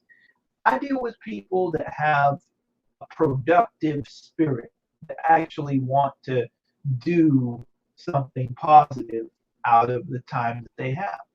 Because with COVID-19, I've lost a lot of friends, and the one thing that I keep coming back to is, I'm thankful for the time that I was able to spend with them.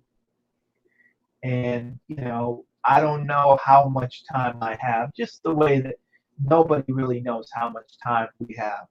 But at the same time, you know, I'm going to do the best I can to be productive for myself and for me to be productive for other people as well. yeah. So it's just, I mean, one of the things that, because I've kind of had, the way my life spanned out was I didn't get along with basically my children's mother. okay. One of the reasons why I think that one of the reminders that I have of my YouTube videos of the knowledge that I put out there, I want my children when they get older. Like that's why I, probably will never delete any videos, keep my channel up no matter what goes on, because I want my children to, come back and actually watch their dad on YouTube to actually get some like gems from their father, um, eh, because I couldn't be there, because basically without actually Sure.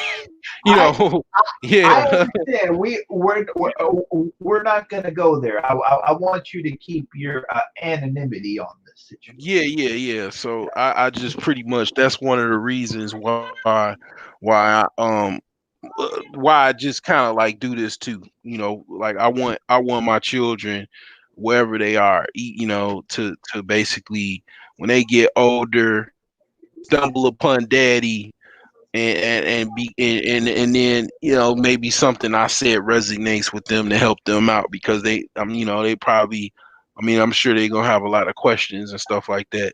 And that's why that's why I put it out there. I mean, even the raunchy stuff, well, most of the raunchy stuff I put on 18 plus, so they have to be 18 to get the raunchy stuff from dad. But the general stuff, most of it, they could watch. So it's like, yeah, it's for my kids too. It's for my children, and definitely for anybody else that it's basically to self improve and you know inform and entertain somewhat a little bit, but not mostly because I'm not really in a entertainment type of thing. But Sure, sure. yeah, I got you, man. but Your but yeah, your intentions are noble, just like yeah, mine are. And yeah. like I believe that with your noble intentions, like that's like doing the right thing is its own reward. That's all. Hmm. So Yeah, so yeah, man. I mean, get some rest. I'm about to get out of here, but yeah, definitely. it's a pleasure like always, bro. That's Yeah, all. I gotta meet with the carpenter to start this framing project tomorrow. I gotta get up gotta meet him at 9. So yeah, definitely gotta get some rest. All right, That brother. yeah, much appreciated. Appreciate it for hopping on, man. No worries, man. Give a No worries. wealth of knowledge All always. right, brother. All right, Talk bro. to you soon. All right. Appreciate it.